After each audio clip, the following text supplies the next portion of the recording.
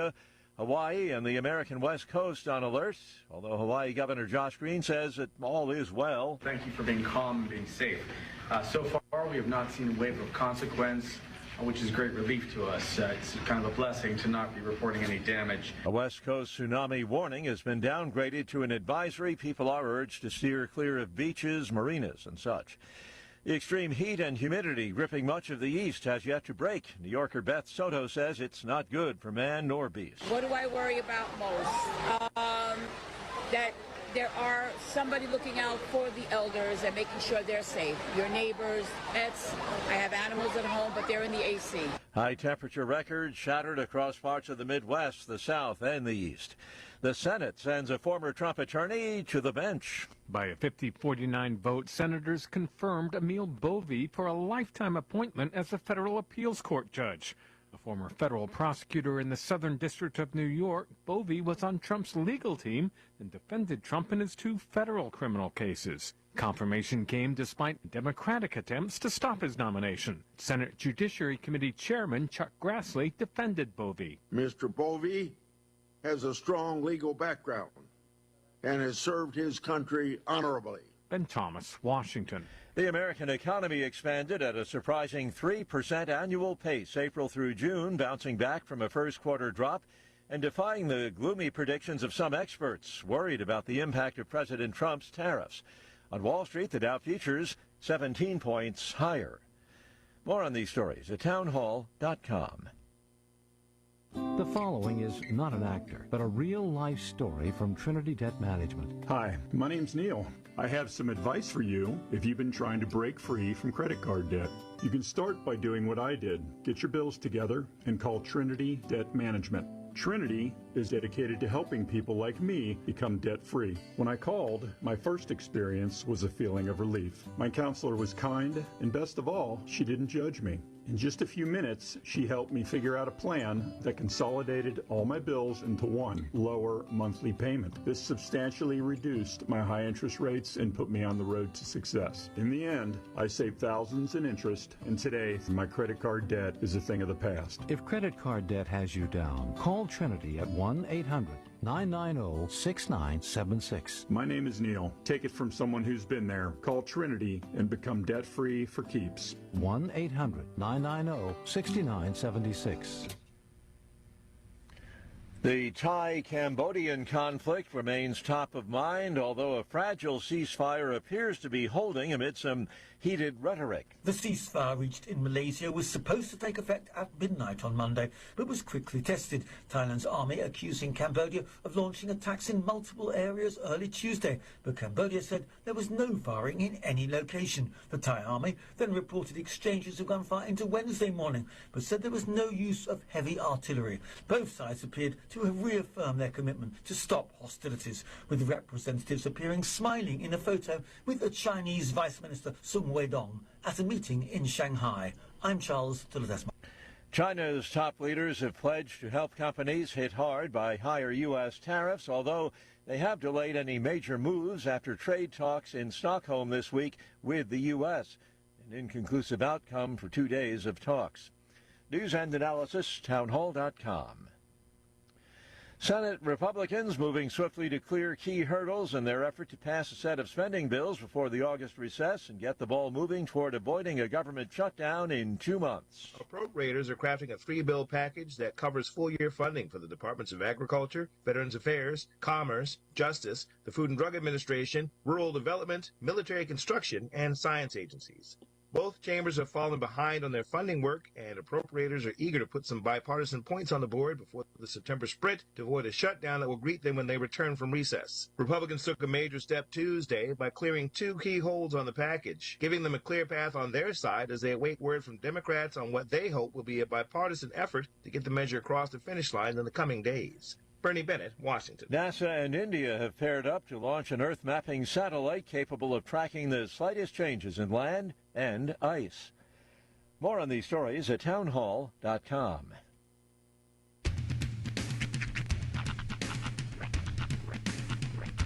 What in the wide, wide world of sports is going on here? I promise you, Whatever scum did this, not one man on this force will rest for 1 minute until he's behind bars. Now let's grab a bite to eat. Yeah, come on. I feel the hot wind on my shoulder and the touch of a world that is older. I hit the switch and check the number. I leave it on and then I slumber. I hear the rhythm ringing through it. Flamenco guitar and cumbia music. I hear the talking of the DJ. The travel listen, what does he say? I'm on a Mexican radio. I'm on a Mexican radio. Broadcasting live from high atop the J.P. White Building in downtown Roswell, New Mexico. It's Mornings with Mike Winters on 106.5 Roswell's Talk FM. Is that what I sound like when I talk? Now, here's your host, Mike Winters. And good morning, one and all. Welcome to Mornings with Mike Winters. I am he. That would be me, Mike Winters. Happy middle of the week, everybody. Yes, sir. Back in the captain's chair once again. Yes, thank you for filling in. Absolutely. Off to go to Lubbock to get another eye injection. Yeah, we talked about it a little bit yesterday, first part of the morning. I'm like, I know that Mike tends to be kind of a squirrel type of person, so it's not that there's nerve endings in the eye that actually hurt. It's just I'm worried that while you have a needle stuck in your eye, something exciting is going to happen over here, and you're going to go, what? Ah! And then, tear a cornea, and, all hell breaks loose. Do they, have you focus on a thing while they're injecting your eye? Actually, it's just real quick. They waterboard the eye with a bunch of numbing agent, and then it's, to be honest, it's quick. He's like, all right, look up, boom, boom, we're done. Hi, my name is John. I'll be your numbing agent. Yeah. Just punches you repeatedly in the eye until you're numb. But no, he just has me look up, and he goes, look up, and then I feel a little something, and then he's done. It's in and out. Trust me, I'm very focused in that moment. Yeah, I'd imagine. You got to be. Oh.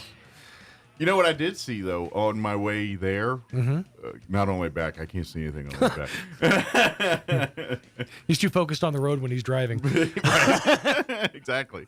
But, no, there's a Brahms nearby.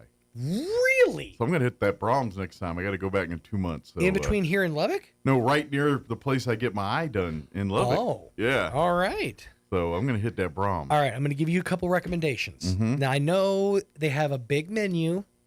Trust me when I say that original number 1 third-pound cheeseburger is the best thing on that menu. All right. It is.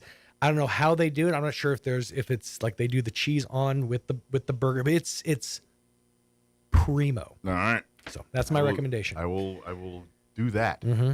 But yeah, so because I noticed, I was like, oh, there's a Brahms over there. We got to hit. Yeah, because we had made a choice to do the Panera this time. Mm-hmm. There's a Panera nearby, and so which wasn't bad. They have such good soups. They really the soups, and if anything you can serve in a bread bowl, I'm all for it. Yeah, but I had I got a half a sandwich and a soup, and I got the chicken bacon rancher sandwich or whatever. That was pretty good. And the little bit of Kim got the barbecue one, and I think I got the win on that. I think my sandwich was better than her sandwich, but I went with the broccoli cheddar soup. That was good. Oh yeah. So. In the bread bowl, or did you just? No, just a small cup. I was not that hungry, so I just got a cup. That's fair. Yeah, I had a half a sandwich and a cup. Yeah, it's funny. You can tell somebody's like how close they are to that old age level by their proclivity towards enjoying Panera bread. Yeah. Like, oh, I had soup and half a sandwich. It was fantastic. I've only eaten there like one other time in my life. Right. So I was kind of like, let's check out the menu. So I kind of did. But then it's also kind of funny because they're also responsible for like that whole like lemonade Powerade thing or energy drink thing they went through last summer. Yeah. Like killed somebody or something like that. Yeah, I didn't drink that. Yeah, I wouldn't. I stuck with the Diet Pepsi. I believe Kim had regular, just straight unsweet iced tea. Mm-hmm. But they had some kind of green tea lemonade, green tea and some green lemonade. I didn't touch that. Lemonade, I used to really enjoy lemonade, but now it really messes with me as far as like acid and stuff. So yeah. I tend to stay away from anything that is lemonade Plus it makes based. you thirstier. It tends to, yeah. Yeah. You know, the more you drink, the more you want something to drink. There's a whole thing about Hawaiian Punch. It was like a video. It's like the more I drink, the thirstier I become. Yeah. And that's absolutely true. If you've ever had Hawaiian Punch, it's like, this seems like it would quench my thirst, but it doesn't do anything. I would venture a guess that any drink that comes in a can like that you got to use a can opener to open. You know what I mean? Well, yeah, they don't do that anymore. I know, but it didn't matter. Hawaiian Punch, High C, any of those that came in that can that you had to use the can opener open, just made you more thirsty. Most of the beverages that were in my house growing up came out of a container like this. And then you mix with water. Oh, yeah, come from concentrate. Oh, yeah, ours too. I don't know how many times. I mean, that was the only way to drink orange juice in the 80s. Like, I don't remember ever buying a carton of orange juice. That's in how 1980. it came in commodities. Yeah. You got like 6 cans of concentrated orange juice. I don't think I ever had orange juice out of a carton as a kid, ever. Really? It was always the frozen gloop that you put in there and you mix with water. It was the gloop, but I also remember specifically having the carton of the Donald Duck orange juice. Yeah, I don't think we had any cartons of juice. It was always in those cans. Mm-hmm. Like, I'll take that back. There was a time in, like, whenever Crystal Light came out that we were getting those little cups. Yeah. Of the Crystal Light. And Mom would make lemonade or whatever out of that. Yeah. That was a very... You know what I miss, though, is... do you remember when Quick used to come in the metal can with the thing on the top that you have to pry off with the spoon? And that was the best Quick ever. That was like prime years for Nestle Quick. That was when I confused baking chocolate because I was a kid and they came in the same can. And the baking chocolate had Hershey's all over it. I'm like, all right, this is like Quick. And it was not like Quick. I heard a story recently about a guy who was talking about when he was a kid, they went to on a field trip to the Hershey factory. And at the end, they go through the gift shop. And, he said a bunch of the kids were all, spending their money on like, candy bars, Mars bars, whatever. Mm-hmm. And in the corner, he sees this bulk chocolate that's like 50 cents a pound. So he's like, forget that. I don't spend my money on a candy bar. I'm going to go get a giant bag of this bulk chocolate. Right. Turns out it was baking chocolate. Well, I guess you got a lot of cooking to do. That's just disappointing on a whole lot of levels. I guess if you really are industrious, you can melt it down, add sugar, and make your own chocolate. Yeah, you but could. Now it requires work. Yeah, you got your base though. When I was keto, that was my little treat. Was I'd have a square or two of baking chocolate. Oh, yeah, I can't do that. That's not a treat. When you get yourself to a point where baking chocolate becomes the treat, that's when you know you're doing it right. I want to deprive myself so much. Now, I'll be honest, though, my line was usually 80-20. Like, I could go 80 dark, but it has to have a little bit of something in it. Yeah. I know I did do baking chocolate for a minute, but eventually I was like, no, I have to do something. I have to have some kind of sweet in my world. Yeah, but I'm out on that. So. Matter of fact, you were talking about the guy going to the Hershey factory. Mm-hmm. Everything. I watched yesterday. I had a moment. I was watching one of the Conan Must Go episodes, and it was one where he's in Cuba, and towards the end he goes to visit this rum factory. That's pretty good. He's in there trying the rums, and of course he does the stick where, he and the lady that's kind of his Sherpa and telling him everything. Of course he gets hammered, or I'm sure it's Conan pretending, but literally he's like, the lighter rums, the heavier stuff for mixing, the darker the rum, the more aged, the more expensive, the more. And so, of course, by the time he gets to the dark rum, he's just singing his thing. He's like, "Can I live with you?" And he's like, "Sing me a song." Her name was Gretel or something. He goes, "I will sing me a song, Gretel, and I will live with you and change my name to Hansel." It just turns into that one scene with Mr. Miyagi and Karate Kid. Yeah. But I was thinking about it, I was like, there's people in Cuba named Gretel? Sure. I thought that was more of a European name. Well, the Europeans came over at one point, they colonized. I'm sure there was a few Hansels, a few Gretels, maybe a Bjorn or two. Bjorn. Yeah. Bjorn Lopez. Bjorn Montoya. My name is Bjorn Montoya. There you go. I killed my father. I'm from Cuba. Prepare to die. Oh, man. All right, let me give you a rundown for today's show. We are going to replay a couple interviews this morning. We're going to replay our interview that Sean had yesterday with Amy from the Historical Society, and you also had folks from Community Kitchen and Assurance Home. Yeah, Assurance Home, talking about the Heritage Dinner coming up here at weeks away. Yes. In the 8 o'clock hour, we're going to replay our interview we had on Monday with the Chavez County Health Council, talking about the big health expose. Yep. No, it's just changes, doesn't it, when you say that? No, the health expo that's going to be at the mall on Saturday. And then American Legion Post 61 will be joining us here in the 9 o'clock hour, give us an update what they've got going on. I know they've been hanging out at Memory Lawn a lot, doing a lot of weeding or foresting. Wait, at what point does weeding turn to forestry? I think once it's waist high, right. That becomes deforestation. Yeah, so they've been working on that and other things too. So plus we'll have all of the newses of the local and national variety Wall Street business update. My wife set an alarm this morning. I guess she's back today, like official.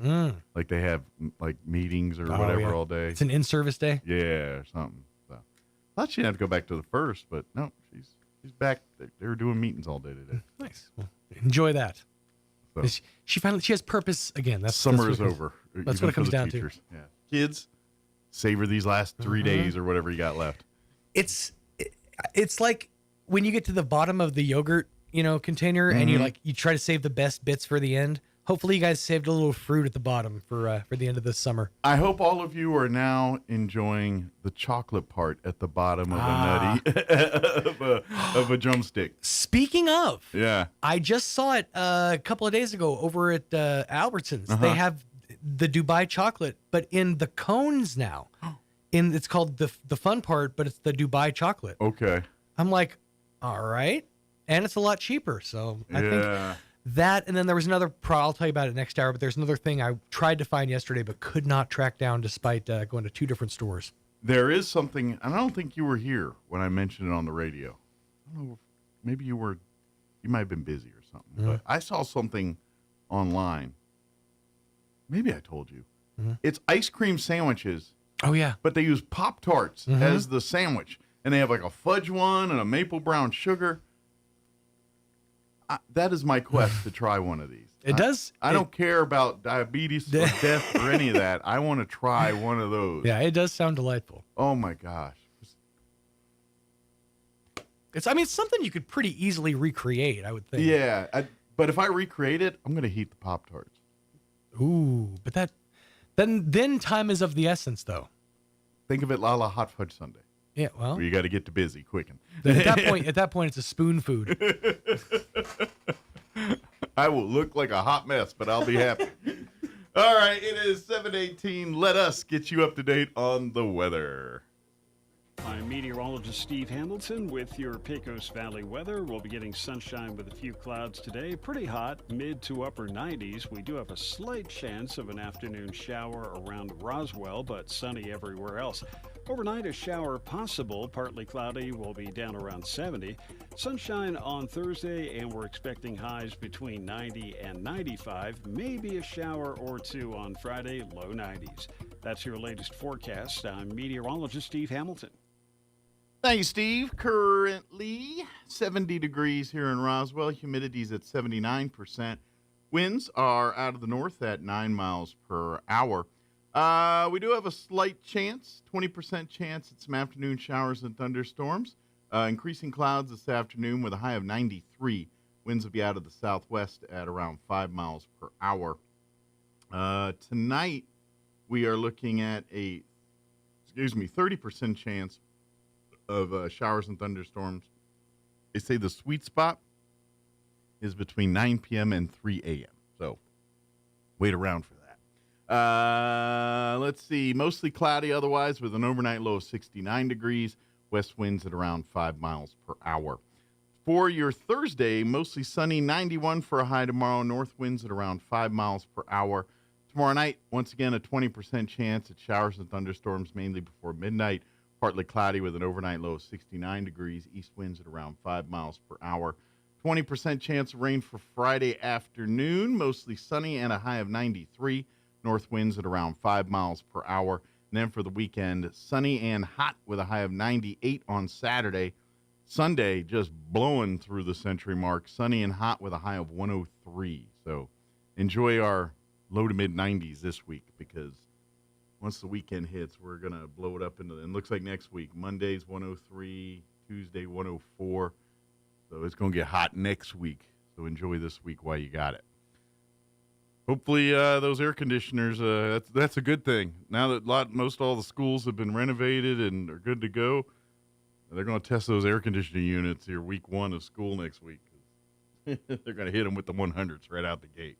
All right, 7:21, we're going to take a 2-minute commercial break, and then we're going to play our interview Sean had yesterday with the Historical Society for Southeast New Mexico, talking about Heritage Dinner. Don't go away. You're listening to Mornings with Mike Winters.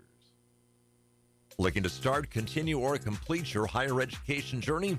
Join the more than 5,700 current Greyhounds on their journey to student success. Eastern New Mexico University offers the most affordable higher education degree in the Southwest, and New Mexico residents can go to school tuition-free with the New Mexico Opportunity Scholarship. With online or in-person degrees, ENMU is the right choice for you. For more information, visit enmu.edu. ENMU, student success, that's what we're about. When managing a chronic illness, access to the right treatments makes all the difference. Artesia General Hospital's Infusion Center provides IV therapy and biologic treatments, so you don't have to travel far for care. Expert infusion therapy right here in Artesia. Call 575-736-8256 today to learn more. Get large capacity cooling with a Maytag side-by-side refrigerator. Gallon door bins free up shelf space, and frameless glass shelves fit larger items. The metal shelf gives the inside a bold look that's as durable as it is distinct. An exterior water and ice dispenser makes access easy, and fingerprint-resistant stainless steel resists smudges and streaks. Who are you going to call? Bush Appliance in Roswell. Stop by 111 West Country Club Road in Roswell or call 575-622-6390. For the first time ever, the National Championship Air Races are touching down in Roswell, New Mexico. From September 10th through the 14th, witness the world's best pilots battle it out in the fastest motorsport on the planet.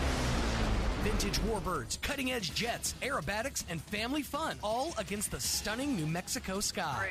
3, 2, 1. Get your tickets now at airrace.org. Don't miss this high-octane spectacle. Here's a Mornings with Mike Winters fun fact. 47.2% of all statistics are made up on the spot. Is this true? I'd say chances are about 50%. Here's Mike Winters. In studio this morning, got a full house today. Miss Amy McVeigh-Teas from the Historical Society for Southeastern New Mexico. How are you doing this morning? I'm good. Thankful to be here. Absolutely thankful to have you here. And she's hiding in the corner seat today, doing her best Where's Waldo impression, because we are also joined this morning by Mr. Ron Malone from the Assurance Home. How are you doing this morning? I'm good, thank you. Let's pull that mic up just a little bit. Actually, we probably should have handled this beforehand. Go ahead and grab these mics. There. Yeah, we do all our post live on the air. That's just how we work here. Mr. Bill Cooper from Community Kitchen. How are you doing this morning? Yes, sir. Doing fine, thank you. Good to hear. And Brad Ussery, am I saying that right? Ussery. Absolutely. Thanks, also with Community Kitchen. How are you guys doing this morning? Great. Good. Well. Good to hear. Good to hear. Everybody have their coffee. Everybody nice and awake. First cup, anyway. There you go. You know, I actually recently switched things up. I'm more of a tea man now. Okay, I'm kind of awesome. doing the British thing. So I There haven't really. you go. So I'm 2 teas in. We're gonna and also weirdly sparkling water. Okay. That's right. Getting fancy. I'm gonna start doing that. Have you seen those Wake Up With Me videos where the guy cracks open the 2 bottles of mineral water, pours them in a bowl, and washes his face with them? Like, that's the most expensive way to wake up on the planet. But it does sound very refreshing. There you go. That's awesome. But we're here today to chit-chat about the 43rd Annual Heritage Dinner It's coming up real quick, actually. It is coming up August the 26th. It's right around the corner. It always creeps up on you. You're like, we got all the time in the world. That's right. And then it's tomorrow. But this is the 43rd Heritage Dinner that you guys have done, and this is honoring Beacons of Hope. That's the Assurance Home, as well as Community Kitchen, Harvest Ministries, and Poor Clare Monastery of Our Lady of Guadalupe. Yes. That's quite the undertaking, and quite an amazing group of people who have really gone the extra mile for those in need in our community. I think for sure the Historical Society just took a moment to reflect. And over the past year, we've had some challenges. We know we live in a resilient community. And one of the things we really wanted to make an intentional effort to do is just celebrate hope.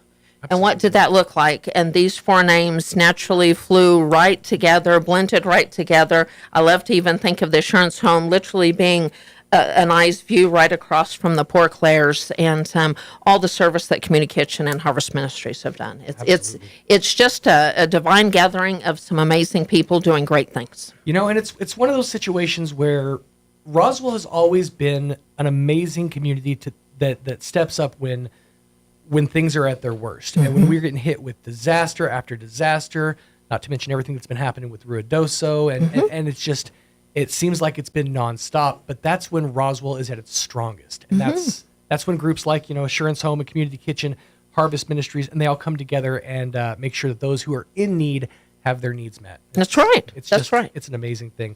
This is it's a bit of a change of pace for the Historical Society for the Heritage Dinner, because usually we honor one person or a person's accomplishments or achievements, and this time we're grouping everybody into a basket and kind of spreading the love around, so to speak. One thing we haven't done, I was just thinking about as you were talking, Sean, I would love to, we need to put on our website all past recipients of the Heritage Dinner. Many people aren't familiar with the Heritage Dinner. Ron is just a bit. He was honored some years ago, but they had grouped some individuals together, two or three individuals, but clearly, hands down, this is one of our largest celebrations, and I think it's at the right time and just feels right. Absolutely. So let's talk for a second about Beacons of Hope and kind of what these organizations do and who they support. We'll start off with Ron. Tell me a little bit about Assurance Home. What is the organization and what do they do? Who do they support? Well, thank you for having me here this morning. We're a home for homeless kids, teenagers between the ages of 13 and 18, and we're beginning our 47th year here in Roswell. And, I love the fact that you talked about what an amazing community Roswell is. I mean, there's very few communities in New Mexico who could support a program like ours. And not only have we been loved and supported through the years, we've flourished. And because of the support and compassion we get from the people in Roswell, our program is kind of like a premier program in New Mexico. I mean, we take really good care of our young people.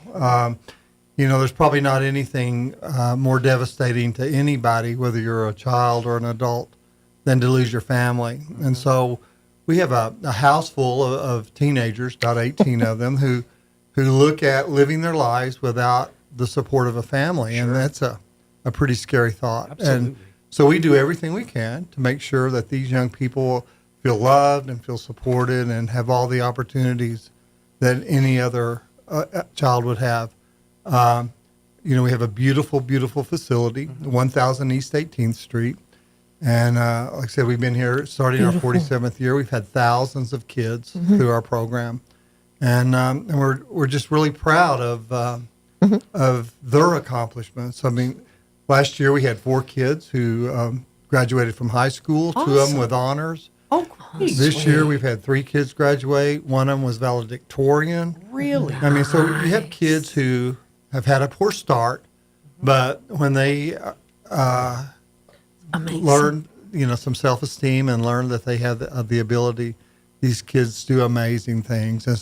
And that's something that, when you're forced into fending for yourself, so to speak, your resiliency comes out, the stick-to-itiveness comes out, things that you never knew were there before.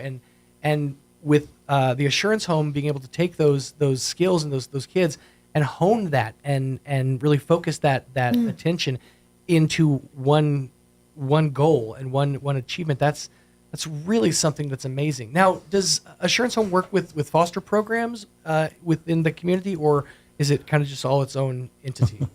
We work with everybody who's It's a village. who has anything to do with kids, and so we try to make sure we have all those connections to make sure our kids will be successful. And the one thing I'd like to say, we're just really, really honored to be associated. The Historical Society to associate us with the Community Kitchen and Harvest Ministries and the Poor Clare Nuns. It's just a huge honor for us to be in that group, and we just want to thank Amy and the Historical Society for thinking of us and helping us get the word out about our program. Sean, if you don't mind, I would be honored. That's a perfect segue. On behalf of the Historical Society, I would just love to read what the Heritage Award for 2025 for the Assurance Home states. 2025 Heritage Award Beacons of Hope presented to the Assurance Home for 46 years of dedicated service as a residential treatment center serving thousands of children, and for striving to make Roswell, New Mexico and the surrounding area a better place to live. Couldn't have said it better myself. That's something you said for 47 years. Well, we're beginning. We finished 46. That's amazing. That's astonishing that the program has been able to survive for that long and really thrive. It's awesome to see. Now let's shift gears real quick. Let's talk to Brad and Bill about Community Kitchen. Obviously, an organization that works with a lot of different food banks and organizations here in town, but specifically, what does Community Kitchen do, and who do they serve? Anyone that's hungry. There you go. Now, there's no income requirement or qualifications or anything like that. No walls that are put up. None whatsoever. That's excellent. We serve a hot meal, good meal, from 10:30 to 12:15 every day, Monday through Friday, and on Saturdays and Sundays we have sack lunches. Okay.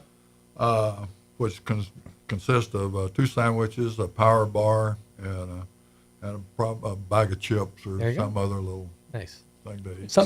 It's something to get you through through the day and through a hard part, and that really it applies universally. Like there's a lot of folks out there who I know a friend of mine who lives near the Spring River Zoo. They still haven't been home since the flood. Their house was so destroyed that they're, with renovations and everything, they've been living with friends and with family, and they still haven't been home. And my friend reached out to me recently. She said, Sean, we have nothing. We have nothing left. We've gone through savings. We've gone through credit cards. We have nothing left. And it's folks like that who turn to Community Kitchen, and it's hard because this is somebody who I've known for years and who's always been a prominent person that had their needs filled and were able to function and have everything just taken away from them like that, not know where to turn. It's situations like that when Community Kitchen comes in and just gives a little hope. That's really what it's about. Now, where do you guys serve? We're 114 East Bland Street, corner of Bland and Virginia. Gotcha, right there. So right there on Bland and Virginia. That's every single day, and again on weekends, sack lunches as well. And it's open to anybody. Now, as far as volunteers, are you guys looking for any assistance or any help? We're very blessed. We have the best of Roswell has to offer. All our volunteers are very faithful, and we just every morning we wake up and give thanks for those people. They come in and just do a tremendous job. You love to hear that when you say, "Are you guys looking for volunteers?" And you're like, "We're good. We got good people. We're always looking, but we all, There you go. mean, our flock, should I say, is rather old. Sure. That's not a really good thing to put, but we're all probably 70 to 80 years old, and we have nothing left to do but serve. The term is skilled. You're skilled. Yeah, we're skilled. A group of highly experienced men and women who are volunteering every day. Well, that's awesome. So right there at the corner of Bland and Virginia, if folks, if you have a need, if you're hungry at all, I encourage you, reach out to Community Kitchen. If folks want to donate, if folks want to help out as far as that goes, is there how would they reach out to you? We're P.O. Box 3010, Roswell, New Mexico 88202. Okay. Or you can come down to our back door. We have people bringing donations all the time. Excellent. We always non-perishable foods, pinto beans, macaroni, pasta. We use a lot of that. So anything that can stay on the shelf it's shelf stable mostly. Correct. Bottled water, canned vegetables. You know what's funny is, and I didn't really discover this until I became a single man. There's a lot of really good shelf stable food out there. Like stuff like the minute rice in a bag. That stuff's amazing. Again, I'm you learn how to eat on a budget when you're a single man, and there's nobody to judge you. So that's true. Hungry man's for all. But if you can find some non-perishable food items, the folks at Community Kitchen would absolutely appreciate the donation. Of course, we do have to, even though they're not here represented today, Harvest Ministries always does such an amazing job, and they never turn anybody away. Regardless of if they have a need or if maybe their food supply is low, they always find a way to help where they can. But again, they also could use any and all donations. Would absolutely be appreciated there for Harvest Ministries. And then, of course, the Poor Clare Monastery. I have never been over there. I drive by there every single day, and I'm always so curious. And it's like the draw of it. It just seems like so peaceful. I watched the movie when I was a kid, The Next Karate Kid. And there's a section where the main character goes to a monastery, goes to this place with these monks, and just every scene is like serene. She's in a rock garden. She's meditating, finding herself. That's kind of why I haven't gone over there. I don't want to sully the peacefulness of the place. Well, I would love to mention just a couple of things about the Poor Clare Monastery. Sure. You can follow them on Facebook, which I think is amazing. They have a phenomenal website. And I think the biggest misconception to me, and I'm sure Ron's familiar, is they do technically have an open door policy. So you could literally drive up. Now, there are very specific time frames. Sure. But if you wanted to give a donation, they always need fruit and that kind of thing.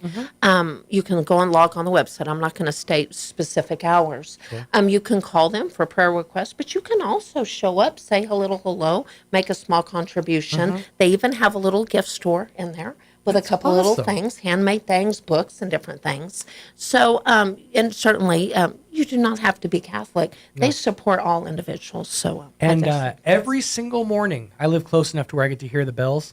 Every single morning. Keep it up. Keep doing what you're doing, Monastery. It's beautiful. It's a beautiful way to wake up. You got your cup of tea, and you're sitting there enjoying the bells from the monastery. So, all these organizations are going to be helped out. Now, let's talk about the dinner itself. Because this is it's always a big deal, Heritage Dinner. Now, we're doing the drive-through format again this year. Yes, sir. I'm curious, because that was something that was kind of invented out of necessity from the COVID era. And it's just had such staying power in Roswell. Why is that? It's just funny. People ask why. Anybody that knows me and my personality is, I think we as a society often stay in a little box, right? And keep that, comfort and keep things the same. And you're right. Through COVID, at our darkest times, we had to rise above those circumstances. Sure. So this was birthed. But I'm going to give you a perfect example. I hope Troy Hayes is listening. When we nominated Troy Hayes last year, he made one thing clear. He appreciated the nomination, but he made it clear. This event, I have running quest. I accept the nomination. We're either going to do this as a drive-through or we're not going to do it at all. Nice. And you know what he liked about it? And as we know, all events aren't, again, a one-size-fits-all. I think we were all agreeing with families and kids. That's the same way. It may not be for everybody. Sure. But what I will say is what has burst from this are these new traditions. A group of 10 people, couples gathering together at a home, family. So often if during formal events, one doesn't always bring their children, that kind of thing. This offers any opportunity for organizations, couples to eat outside. We had a couple drive to bottomless lakes. I think we're just reminding everybody. This is one thing we want to remind everybody. Beacons of Hope, all of these organizations, whether some have supported the Assurance Home for years. I'm going to give you an example. A private donor donated meals for the Assurance Home. And they're going to take a moment and they're going to come together and they're going to celebrate their own history, and we're going to give them some things. I think the most important thing we want to remind these organizations, you have impacted history greatly, and we're going to take a moment. These are well-oiled engines. They don't stop. But we're going to ask them to stop just for a moment to reflect and realize the impact they've had, Ron, in the lives, thousands of lives. So it may look different, but as a reminder, and everybody that knows me, I am a little bit different. And our board has said, you know, this, and let me be clear on something, Sean, this is not a permanent thing. And somebody the other day refers to, wow, the society, all they do is serve brown bags for a fundraiser. I think we all know, if you know me, it's going to be a little bit prettier than a brown bag.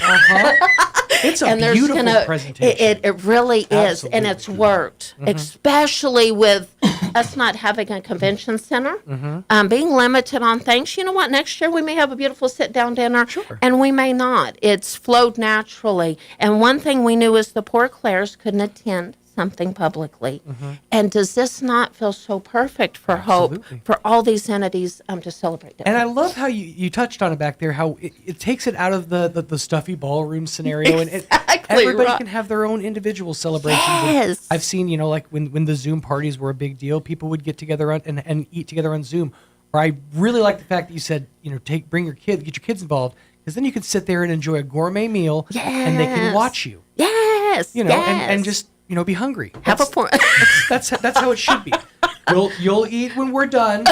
You'll have what's left. Oh my God! Well, we've even had people calling pizza for the kids. You know, I'm not judging. Whatever works. Now, the event itself is Tuesday, August 26th. Yes, sir. The pickup time is 5:30 to 6:30, so it's that hour window. And it all starts at the Historical Society. That's exactly right. And we'll drive through. And I want to remind everybody, some of these service organizations, we're delivering it to them. I'm not picking on Brad, but I'm going to use him as an example. We would be honored. Brad has been serving with Community Kitchen for how long, Brad? 15 years. 15 years. So we're going to love and embrace the opportunity to deliver to Brad. So I'm going to remind you, we do deliver. So for people in the service industry, how about we serve them for once and deliver? I love it. So we do deliver. So if you're saying, I don't want to drive through and all that, that's fine. Give us a call. We would be honored to deliver to you. We've got a lot of deliveries. Yes, and that's specifically within the Roswell area. It is it's $10 extra. The dinner is $120, and that serves two. And it is, when I say well portioned, it's generous portions. You will not be hungry by the end of this. It's so much food. In fact, the menu that I have is jumbo shrimp, a beef tip entree, chicken Oscar entree, as well as sides and a dessert. And they always go the extra mile with their desserts with Peppers. So, by the way, yes, also catered completely by Peppers. Big thanks to the folks there at Peppers for always being there for the Historical Society. And they've pretty much been an exclusive food provider for all these events. They have been a member of the Historical Society since I've been part of our organization. Wow. And we, of course, love and adore so many different restaurants of Roswell, but they have, it's been a relationship ongoing, and we embrace all restaurants, but Peppers has been a serving member of the Historical Society for many years. Absolutely. And speaking of, we want to keep that relationship good, so we want to make sure you get your RSVPs in. Otherwise, they are going to flip a lid. That's true. We say, hey, we got 16 more people, and that's why we set these RSVP dates. But the good news is, you've extended it. That's right. So I talked to Adam. Shout out to Adam and Neil and Robert and everybody at Peppers. We've given them updates. They've approved us to extend the RSVP date to August the 11th. Nice. Now, if you know you're coming, will you please call us now so we can get that? Just nip it in the bud. We always have Mike. If Mike was here, we always have those individuals that just wait until the last minute. It's the land of manana. But we've been paying it forward a lot. I want to remind listeners, we have had the privilege of paying it forward to all these organizations sitting here. I will be on record saying all 4 organizations have been sponsored, and they will receive blessings and pay it forwards. Now, in addition, we're also opening up the drive-through as a collection center for the organizations. Yes, and I would love for them to mention that. But if you log on to RoswellNMHistory.org, we have wish lists for all 4 organizations. And let's be very clear: listeners do not have to wait until August the 25th, right, to give donations. Absolutely. I'm sure all these organizations would be thrilled. So log on for the wish lists, and all of these organizations would be honored to receive blessings now through there. But we will have tables for each organization at the event. If you drive through and wanted to get a couple of things for each organization and leave it at each table, we will be delivering the donations after the event. Very good. Ron, what do you guys find you're most in need of at with Assurance Home, as far as donations go? I'm putting you on the spot. I know. I'm sorry. Toiletries, though, I would imagine. We're just like a huge family. And so people get very creative when they give to us whatever touches you. If you like to give like hygiene, or you like to give money, or if you like, people donate in memory of people or in honor of people. We have people a little lady who bakes fresh bread and brings to us, or fresh eggs, or anything that a family can use. Assurance Home can use. If people are donating eggs, that's huge. You could put that in the resale market. that family's like endowed by some kind of organization. Awesome. As far as community kitchen, what do you guys feel that you are most in need of in general? We battle refrigeration pretty regular, and also this morning we were just looking at our stove. It's having some problems. Probably going to have to get someone to work on it. It really sounds like right now monetary donations would absolutely be appreciated to get things back up to ship shape. Cash is king. Cash is king. Cash is king. All right. Yeah. Anybody who has maybe some crypto out there they want to turn in, some Doge coins, some of that e-coin, just exchange that and help out Community Kitchen. I'd like to add that for 42 years, starting out with just 15 meals a day, at a cost of about 25 cents, this organization has just flown all the way to where we are our present day, and we're in a new building since 2018. Nice. And we have really good equipment and a staff that's unbelievably good. Volunteers, of course, good. And I'd say the city of Roswell supports us very well. We're very blessed. And it really comes down to a hand-in-hand situation. You need the city of Roswell support of them to, there's a lot of times that cops will come down as far as permits go and situations like that. But, a little leeway helps an organization that's especially starting out, like you said, 42 years ago, helps them kind of get their feet and find their way and build a routine and learn, how this thing works. And over 42 years, you perfect the system. We've served over 1 million meals. Wow. In fact, we're probably somewhere between 1.5 million and 6 in that area right now. We got to get you one of those signs like up at the McDonald's. It's rolling. That'd be really cool. Over 1.5 million served. I remember when we were searching for the first million for the million meal. It's like watching the odometer roll over. Yeah, we felt like we'd done something. That's absolutely. That goes back to so many other people that have given their time all these years.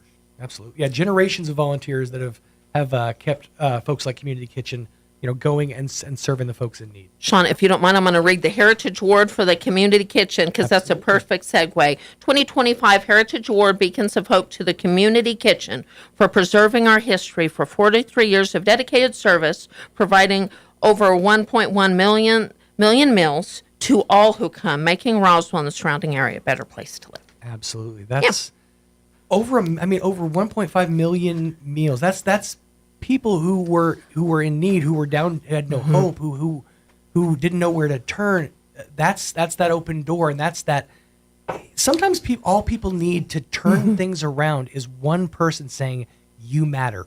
We can. You deserve good." And that can turn somebody their story completely around.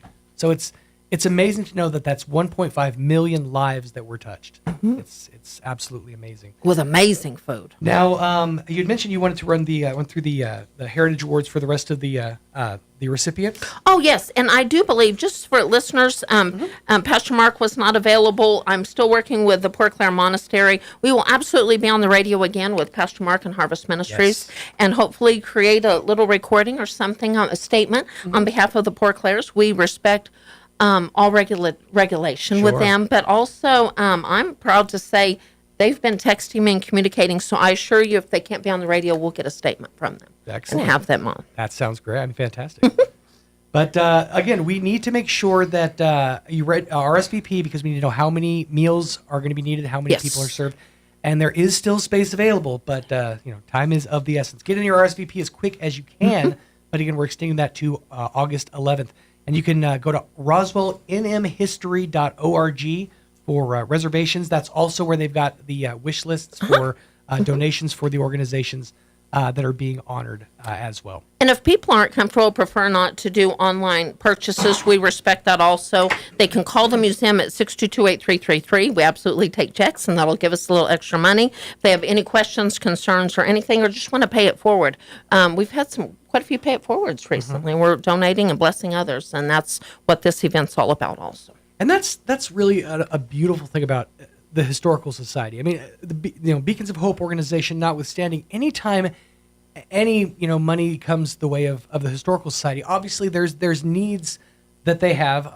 The roof that we've been chasing after for years now, right? And some other things, but anything and everything that's extra, it's always pushed forward to these amazing organizations that really lend to the history of Roswell itself. Yeah, the J.P. White House is a part of the history of Roswell, but so is Assurance Home, so is Community Kitchen, so is Harvest Ministries. These organizations and the stories that they tell are part of the story of Roswell.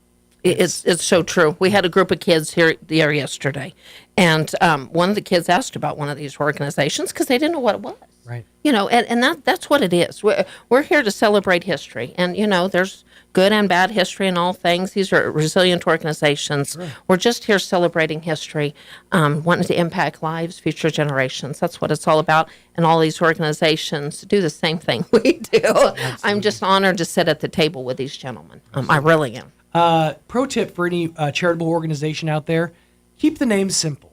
I mean, if it's a complex name, people are like, what do they do? But I mean, Community Kitchen, you kind of know, right? See? You're a Community Kitchen. Assurance Home, it's a home that provides assurance. See? That's right. Simple. Love it. That's fantastic.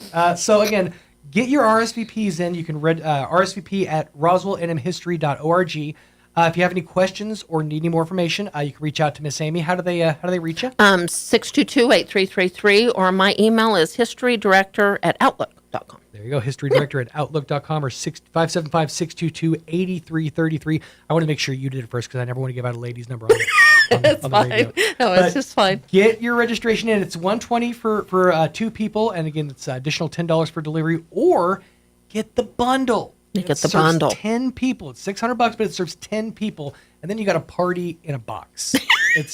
I mean, you guys include even like the centerpieces and things. Oh, we do. We have it's all unique this year. It's really unique. So if a bundle for 10, we could split it up and deliver it to 5 couples or something like that also. So that's a great opportunity. Absolutely. But again, get that RSVP in quickly so that we can get this rolling. Again, it's happening Tuesday, August 26th, starting at the Historical Society for Southeastern New Mexico and wrapping in the Peppers parking lot. That's where you'll pick up your delicious, delicious dinner.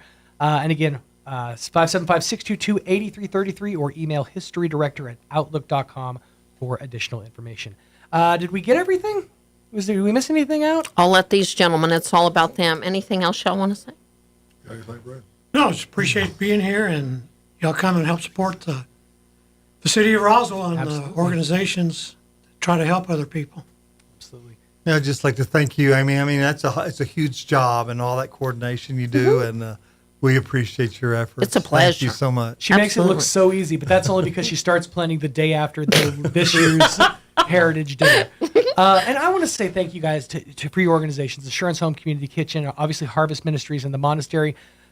the work that you guys, that organizations like yours do for our community, it can't be summed up in just words. I mean, these are lives that are touched. These are lives that are changed. These are people who the world said you don't got a shot, and you guys said yes, you do, and that is amazing. And we thank you for everything that you do. Amen. Absolutely. Amen. We appreciate you. Get your RSVPs in, folks. Let's make this a heritage dinner for the ages. Yes, we pray at the pole every Wednesday, 9 o'clock in the morning. Mike and I were mentioning Leadership Roswell applications are due this week. Okay. And if you need more information, you can call the Roswell Chamber. If you need information about anything with the Historical Society, log on to Facebook, Instagram, or our website. And Absolutely. help any way we can. Do you remember what day the leadership? 31st, I believe. 31st. So that Yes, is, shoot, that's right around the corner. Doggone it. That's Thursday. Best And get on it, doggone it. call the Roswell Chamber if you need any more information. But deadline for applications for Leadership Roswell, yes, is Thursday. July 5th. Excellent. Well, Miss Amy, Ron, Brad, Bill, thank you guys so much for your time. We really appreciate having you here. And anytime your organization wants to come out, and if you have an event or something going on, reach out to us. Let's get you guys out and on the air. What do you say?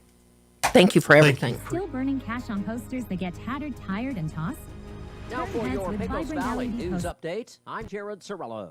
The beginning of a new school year means new adventures for a lot of kids, new friends to meet, new teachers, new academic subjects to learn and master, and for some students, new school buildings to figure out. With all of this facing local kids as school begins August 4th, children may not be paying as much attention as they should to safely getting to and from school. Roswell police are reminding parents to talk to their children about staying safe as they make the regular trip to school and home again. Remind kids to look both ways before crossing the street and try to cross the street at a marked crosswalk. A recent report by the Santa Fe-based Wild Earth Guardians claims it has seen a large spike in pollution from oil and gas spills in the past 3 months compared to the prior quarter. You can view the entire report yourself at pdf.wildearthguardians.org. The latest spill data was gathered between April and June of this year. The group says the amount of liquid byproducts lost during spills is their largest concern. They claim producers lost around 1/3 of all spilled material. That equals an estimated 422,000 gallons of unrecoverable waste polluting soil and water. You're up to date. I'm Jared Cirillo.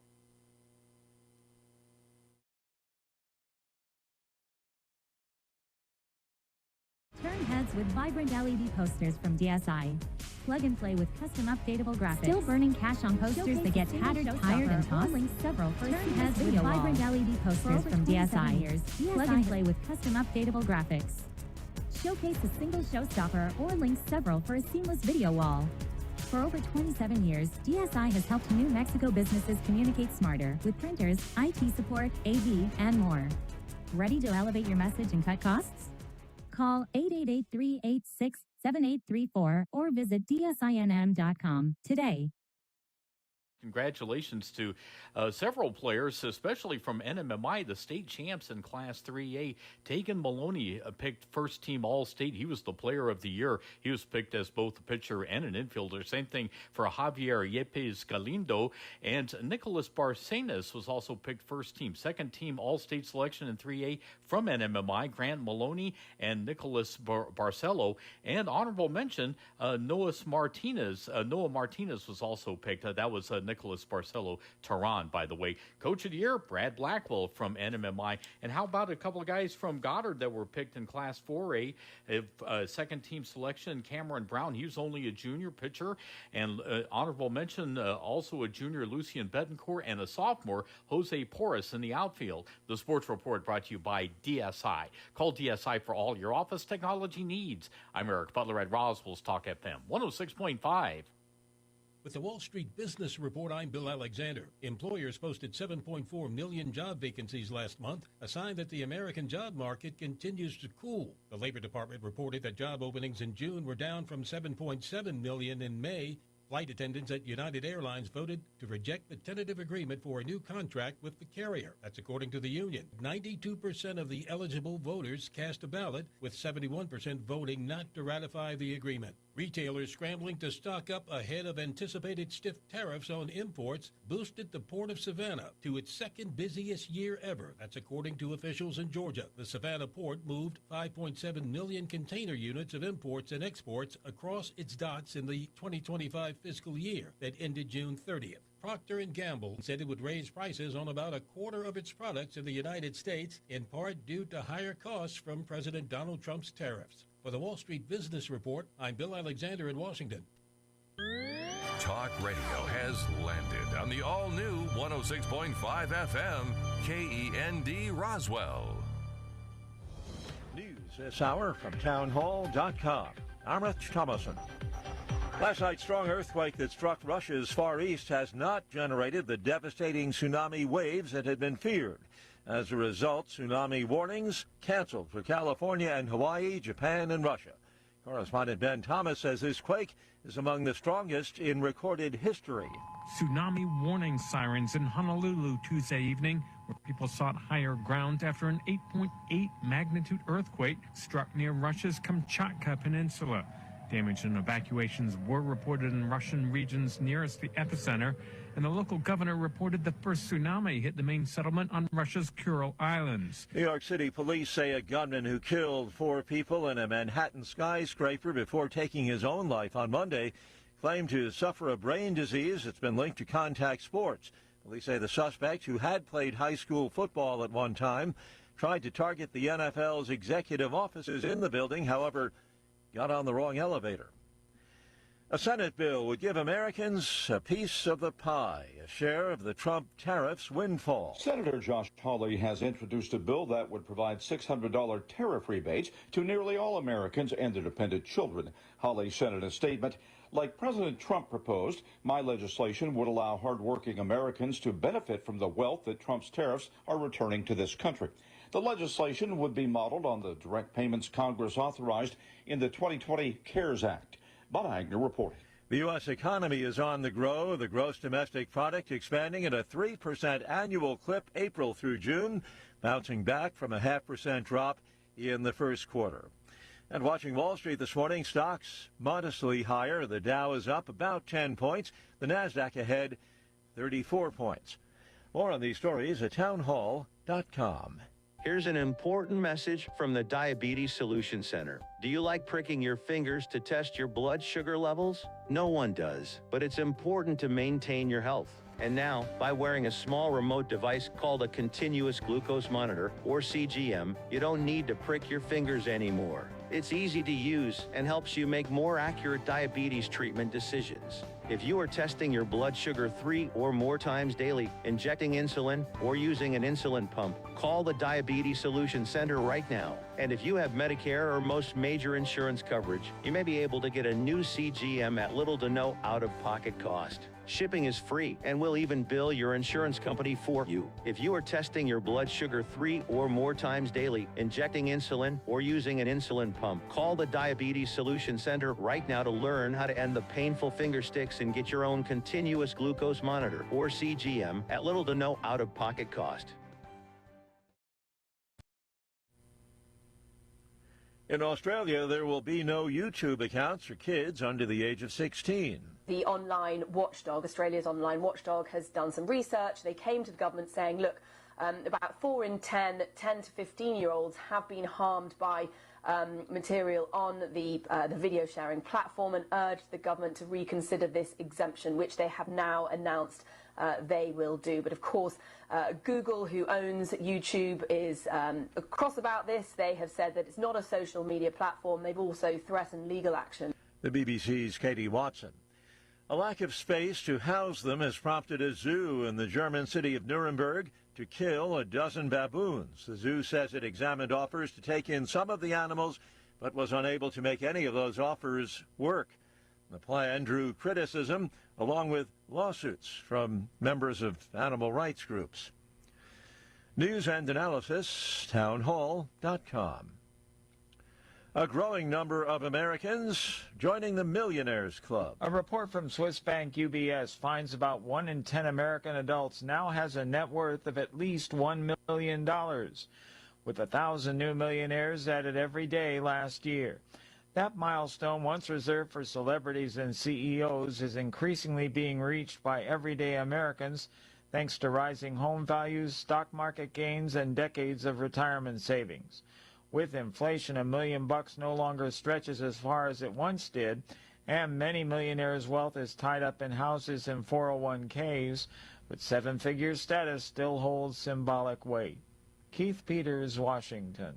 3 days of investigative hearings into January's deadly mid-air collision between a military helicopter and a passenger plane over Washington, D.C., getting underway as of today. More on these stories at townhall.com.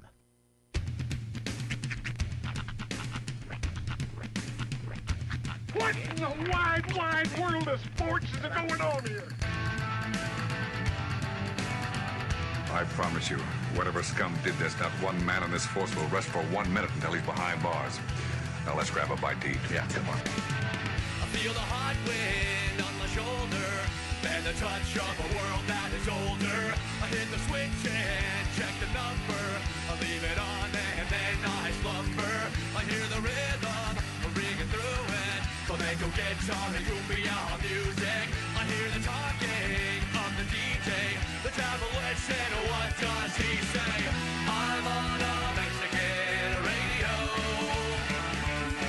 I'm on a Mexican radio. Broadcasting live from high atop the J.P. White Building in downtown Roswell, New Mexico. It's Mornings with Mike Winters on 106.5 Roswell's Talk FM. Is that what I sound like when I talk? Now, here's your host, Mike Winters. And good morning. It is 6 minutes after 8 o'clock. Welcome to hour number 2 of Mornings with Mike Winters, right here on 106.5 Roswell's Talk FM. Happy Wednesday. Yes, welcome to it.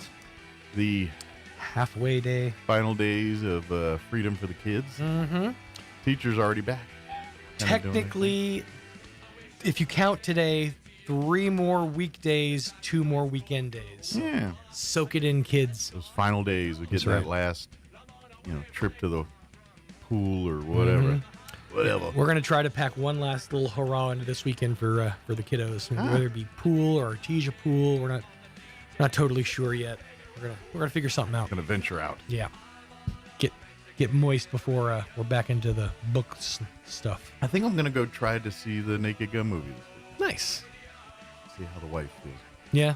I have a feeling that she should be down for that. Oh yeah, I mean, she'll be down. As much as you reference the Naked Gun movies just in regular life. Yes. I feel like at this point, she kind of owes it to you. Yeah, it is part of my DNA. It's like, I don't know if I want to go see that. And you go like, I went to several. I went and saw DJ Jazzy Jeff and New Kids on the Block with you. See? Give me this. You need to be my hype guy. Advocate. There you go. Come on, Kim. I'll just sit in the back and go, yeah, what he said. Plus, and I'll say this, Kim has such a good laugh. Mm-hmm. Like, I love a good laugh. And Kim has such a good laugh. Yeah. That it fills a room. It would fill that theater. Yeah. That's what you need in a movie like that, is a good, solid laugh. And she's got it. Especially when you get her really going. Mm-hmm. Pretty like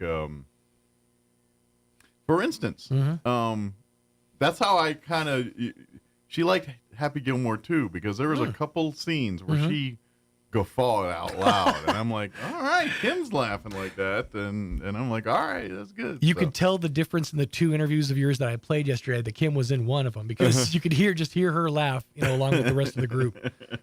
It was fun. Yeah. Yep. Although I've been told I too have a very I've been told annoying, Mm-hmm. distinct, and then I don't know if they were just like bless your heart type thing or whatever. But Well, personally, I've always thought you had a really good laugh too. I liken it to, in some situations, I mean, when you get like teeth out, it's different. But oh yeah, in some situations, you kind of have a Dr. Hibbert laugh from The Simpsons. Okay. I kind of pick up on that. Yeah, that yeah, Barney Rubble. Yeah, kind of a Barney Rubble-esque. Yeah. I do have that. I do. Where right before the laugh, you kind of say, There it is. I did watch a lot of Flintstones growing up, so maybe that influenced it. I don't know. Including the clip where Barney pulls out his trusty pack of Winston cigarettes. Oh, absolutely. Yeah. You miss his liquor commercials now. Well, in all fairness, that show was a primetime TV cartoon when it, we didn't see it till we were kids, in the morning, but right. grown people watched it, which went full circle, I think, because like me as a kid, there wasn't a lot of adult animated anything. Yeah. When we were kids, it was The Simpsons. Yeah. That was, or when I was a kid at least. And that really didn't show up for me until a little later in childhood, whenever it came out, early, mid-'80s, whenever that was, whenever Fox started. But that sort of birthed, and I would say we're inundated with it now mostly because of all the different streaming services. Right. But the heyday for adult comedy, I think, is the early to mid-'90s. Because after The Simpsons, you have, The Critic that came out. You had, what was that show? It was on Duckman. Oh, yeah. I used to watch Duckman all the time. But there was that. I'm trying to think. Beavis and Butthead was also very popular during that time. And that was more teen adult-centric than for children. Do you remember Liquid Television? I do. That's actually where Beavis and Butthead made their debut. Yeah. Well, they were one of the few that kind of broke away from the channel. They tried a couple other cartoons in there, but I don't think any of them got any kind of longevity. There's one that I always have remembered, and not even from the cartoon or anything from it. It's the name of it, and it's The Story of the Brothers Grunt. I vaguely remember that. Because my grandma used to call going number 2 taking a grunt. Taking a grunt. So I always heard The Story of the Brothers Grunt, and that's all I could ever think of was, yep, this was... Sorry, I got a different image. That's okay. It's all right. I just got. Hey, Sean, I'm gonna go take a grunt. It was similar. She got, I gotta go take a grunt, and then go outside and play. I'm gonna go take a grunt. Or did you take a grunt this morning? My grandma was wildly Southern. Oh my goodness! I just built this image, and I got the image of like that grandma dress with the brown socks going right up, curly like perm hair. Yep. No, that's my grandma. That was my grandma. Paper under the arm. Cigarette hanging out. Take a grunt. Misty 120 hanging out of her mouth. Yeah. No, that was very much I hated going to my grandma's house because number one, she had one of those. It was a Oklahoma house, so you have the basement, the attic, the storm shelter. But her floor was very shaky. So you'd walk through the house and everything would shake. And her collections were Precious Moments dolls and Cupid dolls. You could hear that coming, huh? So it's just you walk through the house at 3 a.m. because you have to go to the bathroom. You have to go take a grunt. And it would just be the floor as I stepped, I was afraid I was going to break through it. And then just these dolls staring at me. Right. Their eyes follow you around the room. Yeah, those are nightmare food. Oh, it's awful. I'm glad my wife doesn't collect things like that because I'll never forget when we first were dating and eventually got married and everything. She had this, and I think they were popular for a minute. Those corner dolls, it looked like a pouting kid, and you put it in the corner. Oh yeah, Yeah. That's weird. My friend had one of those too. Yeah. I insisted that was gone because I was like, hey, that's creepy. I was like, have you not watched the Blair Witch? You literally have a Blair Witch kid in the corner. It is. I'm always afraid he's going to turn around and go, wanna play? Yeah. I was like, this is an homage to the Blair Witch. Right. This is not cute. And I do remember those. And yeah, those are terrible. That's right up there with that's what it is. It's a suburban scarecrow. Right. Because it just terrifies white people. I feel like they originated from Texas. Probably. That sounds about right. Who created the corner kid? And why were they so popular for a time? That's a very odd trend. Yeah. Yeah, that was not. It got worse. Like the other trend was the turning ladders into shelves. Like they lean a ladder against it, and then they make a shelf out of it. And then they put one of them Blair Witch Kids right next to it. That's the ultimate right there. I tried to search for Corner Kid, and all I got was the Corn Kid. The kid that talks about it's got the juice. Oh. Oh, man. Speaking of having the juice, I've been on a week-long food finding mission for stuff for us to try. Yes. Starting with Monday, and I'd seen this online kind of briefly. There's a new flavor of Oreo. That's out, limited edition Oreo that sounds absolutely delightful. Oh, I heard this when y'all were talking with blueberry. Blueberry pie. I heard that and I said, I'm can't wait. That sounds good. But then also I found out that, and this is an exclusive to Maverick stores. So I went and asked somebody there, and they said Friday they're hoping to get a shipment of them. Okay. Mountain Dew has an exclusive honeydew flavor. All right. Honeydew melon. I'm like, that sounds delightful, but it's only available at Maverick of all places. Maybe with all they're weird M's. with their exclusives. Like there was a kind of a flavor of Mountain Dew. I think it was a mango Mountain Dew that was only available at Little Caesars. Really? Like their product Kind of placements obscure. are very odd. It's only available in Terry's mind. Coming soon to Dean's Liquor Store exclusively.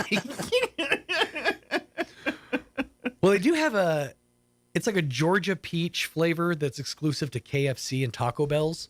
Yeah. I think that's another one. Oh, okay. Yeah. Well, I could see that maybe, working with the fried and all Mm-hmm.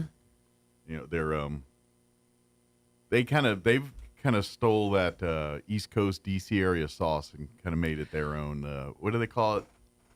The KFC. Oh, the comeback sauce. Comeback sauce. Yeah, that one. That's kind of a DC area. I gotta tell you, yesterday I had a moment where like a conversation I had with you from like a year ago just drifted through my mind. Yeah. I'm sitting on my phone. I'm looking for lunch in all the wrong places, as I tend to do. And I'm in the KFC app. Yeah. I get a whole order put together. And the closest store that I can go to is in Artesia. And there was a little voice in the back of my head of you going, you can't use the KFC app in Roswell. Because you can't.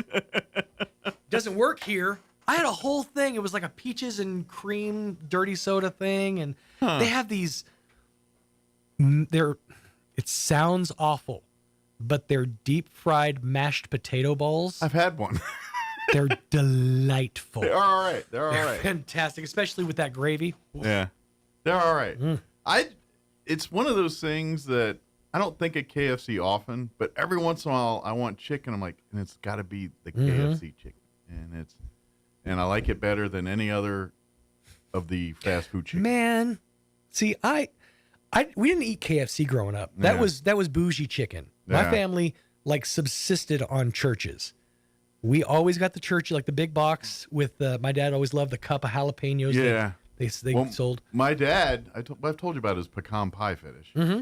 Like I would find tins of those in the car all the time. But I think it was a proximity thing. Actually, our go-to was Bojangles. Oh, see, now you're talking about some Carolina chicken. That was the go-to for us in chicken was Bojangles because we had one near us.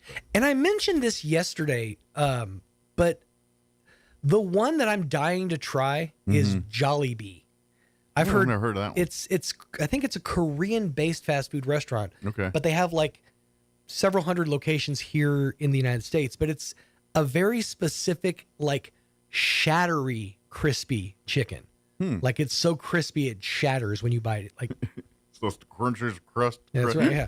So I really want that, and then they also have they sell spaghetti there, but it's like their style of spaghetti. It's kind of like a more sweet base, like ketchup-y sauce, and it has hot dogs in it. I feel like this is like a Texas day. Hey, why don't you go out for some fried chicken and spaghetti, and we'll call it a night, lady.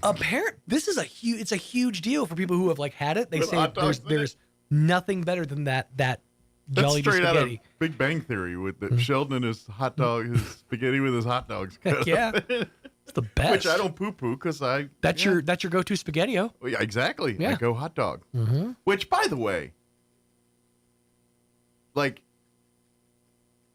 and I never see it in stores. They have the big can with the meatballs. You never see the big can with the Franks. Yeah, you're hard pressed to find a big can with the Franks in it. Well, what's the problem here? Well, I'm guessing for those people who enjoy it, it's a very niche. First of all, when you're getting a family-sized can of SpaghettiOs, if you're planning on using that for more than one person, like that's a part of your meal, you've made some bad decisions in life. Sometimes I like a second helping, so I'll have one, and then maybe later on I'll have another bowl. The only acceptable way to eat SpaghettiOs is out of the can with the lid like attached still, but ajar. That's the proper way to eat SpaghettiOs or beans on the side of the road. That's the way it's acceptable. To be honest, I will do you one better. Okay. Open said can, use Fritos as your vessel to get the SpaghettiOs in your mouth. See, now you're speaking my language. One of my favorite memories of a date night meal was we would get sardines and oysters and put them all in a bowl and then use Fritos to eat that. And it was fantastic. So Sean's single, by the way. No, this was a date night. This wasn't even my idea. Oh, yeah, that's the one that got away. Let me tell you. Well, I'll say that the oysters, the whole aphrodisiac. It was pretty good. I'd still eat it. I'd try it because I'm weird like that. I like weird things like that. It was. I would not impress people with that. Put it this way, it was something that we did on more than one occasion. Right. That's how go-to this meal was. Couldn't decide what we're gonna have for dinner. Well, we're going ghetto. I just picture this image of someone coming through the door, and there's like a can of sardines in one hand and like that jar of oysters, right? Bag of Frito scoops in the other. Yeah, they're going. Tonight's the night. Tonight's the night. Sade in the background. Smooth operator. That's right up there with Grandma Grunt. What a fun morning. Yeah. All right, let's get the hour going. I just had lots of images today. We're going to replay an interview we had with the Chaves County Health Counselor, who recommends none of the food choices we just mentioned, and talk about their big health fair that's happening this Saturday at the mall. Before we do that, though, let's get you up to date on the weather. I'm meteorologist Steve Hamilton with your Pecos Valley weather. We'll be getting sunshine with a few clouds today. Pretty hot, mid to upper 90s. We do have a slight chance of an afternoon shower around Roswell, but sunny everywhere else. Overnight, a shower possible, partly cloudy, will be down around 70. Sunshine on Thursday, and we're expecting highs between 90 and 95. Maybe a shower or two on Friday, low 90s. That's your latest forecast. I'm meteorologist Steve Hamilton. Thank you, Steve. Currently 74 degrees here in Roswell. Humidity is at 69%. Winds are currently out of the north at 9 miles per hour. There is a 20% chance of afternoon showers. Increasing clouds this afternoon with a high of 93 expected. Winds will be out of the southwest at around 5 miles per hour. We're also looking at a 30% chance of showers and thunderstorms tonight. Mostly cloudy with an overnight low of 69 degrees. West winds at around 5 miles per hour. Thursday, sunny and a high of 91 tomorrow. North winds at around 5 miles per hour. 20% chance of rain for tomorrow night. Partly cloudy. Overnight low of 69 with east winds at around 5 miles per hour. Let's see. Looking at Friday, 20% chance once again for afternoon showers. Mostly sunny, 93 for a high with north winds at around 5 miles per hour. And then they turn the thermostat up for the weekend. Sunny and hot, high of 98 for Saturday. Sunday, sunny and hot, with a high of 103. And it looks like we're going to be hanging in the 1-0s for a good hunk of next week. 103 Monday. Tuesday, we're looking at 104. Yeah, see where I'm going? It's going to be warm next week. All right, 8:23, we're going to take a 3-minute break. Then we're going to play our interview with the Chaves County Health Council talking about the big health fair this weekend, Saturday at the mall. That's up next. Don't go away. Hey Roswell, celebrate freedom. Celebrate huge savings with 0 down payment, 0% APR, and 0 payments for 90 days during the 000 sales event at Roswell Ford. Your friends at Roswell Ford make upgrading to a new Ford or quality pre-owned vehicle for less super fun, super fast, and super easy. So if you're making payments on your current vehicle and want out early, Roswell Ford will do whatever it takes to free you from your trade, even if you owe thousands more than it's worth. Right now, trade and upgrade to a new Ford for less with 0 down, 0% APR, and 0 payments for 90 days. Worried about your credit? Don't sweat it. Our aggressive lenders will push to approve your credit, even if it's less than perfect. Celebrate huge American-made savings and more for your trade during the 000 sales event at Roswell Ford. Get on board at Roswell Ford, because we'll do whatever it takes to make a deal. 821 North Main Street in beautiful Roswell. Call 575-623-3673 or online at roswellford.com. 0 APR for 48 months is $20.83 per thousand finance. Interest accrues from date of sale. Subject to lender approval on select vehicles. Offers not combined. Introducing a whole new vibe at Lulu Salon and Day Spa. Step into luxury with our all-new Japanese head spa, a revitalizing scalp treatment that combines deep cleansing, soothing massage, and aromatherapy to relax your mind and rejuvenate your scalp. We offer premium facials including 24-karat gold, pomegranate, and caviar for that radiant glow. We specialize in color, hair extensions, hair loss treatments, microblading, and laser hair removal. Visit us at 3020 North Main Street or online at lulusalondayspa.com, where beauty meets relaxation. For the first time ever, the National Championship Air Races are touching down in Roswell, New Mexico. From September 10th through the 14th, witness the world's best pilots battle it out in the fastest motorsport on the planet. Vintage warbirds, cutting-edge jets, aerobatics, and family fun, all against the stunning New Mexico sky. 3, 2, 1. Get your tickets now at airrace.org. Don't miss this high-octane spectacle. Looking to start, continue, or complete your higher education journey? Join the more than 5,700 current Greyhounds on their journey to student success. Eastern New Mexico University offers the most affordable higher education degree in the Southwest, and New Mexico residents can go to school tuition-free with the New Mexico Opportunity Scholarship. With online or in-person degrees, ENMU is the right choice for you. For more information, visit enmu.edu. ENMU, student success, that's what we're about. If you're looking for the best deal on your next vehicle, look no further. The Roswell Hyundai Used Car Super Center. With a huge selection of vehicles to choose from, nearly every make and model. You're sure to find the vehicle that fits your needs and budget. Whether you're in the market for a large truck, a high-end luxury vehicle, or an affordable car for first-time buyers, the Roswell Hyundai Used Car Super Center has something for everyone. The #1 used car super center in Southeast New Mexico, 2 years in a row. Roswell Hyundai, the fun place to buy a car. 1909 West 2nd. Here's a Mornings with Mike Winters fun fact. Did you know you share your birthday with at least 9 million other people in the world? Your birthday isn't feeling so special now, is it? Here's Mike Winters. In the studio this morning from the Chavez County Health Council, Carrie Moore and Jennifer Smith back with us. Good morning, ladies. Good morning. Well, you look okay. Like for days away from event, you look pretty happy. I don't know. I think there was like a lot of hair I pulled out this morning. Stress. Give us a few days. Yes.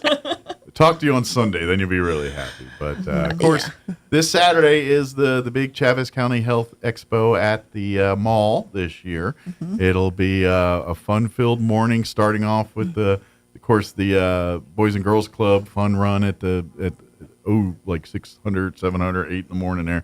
And then shortly thereafter, when the mall opens up, we'll have the Health Expo, and then that'll go till about, 1 or 2 in the afternoon? 2 o'clock. 2 o'clock there. Yeah, because with the location changed, everything had to kind of change because everybody's hours changed. Yes. So the run will still be the same. Registration starts at 6:30. Mm-hmm. It'll be outside the mall, so it'll be running around the mall. Yeah. And just in case you ever wanted to know, on a 5K, it's 4 times around the mall. Okay, that's official 5K. That's an official 5K. 4 loops around the mall. With like 4 extra steps. Okay. Yes, just 4 extra steps. How many stops at La Salsa and all the places in between there? Little chips and salsa to keep the momentum going. Hey, I need some protein. Let me hit this burrito stand real quick. Need the guac. Pass the guac.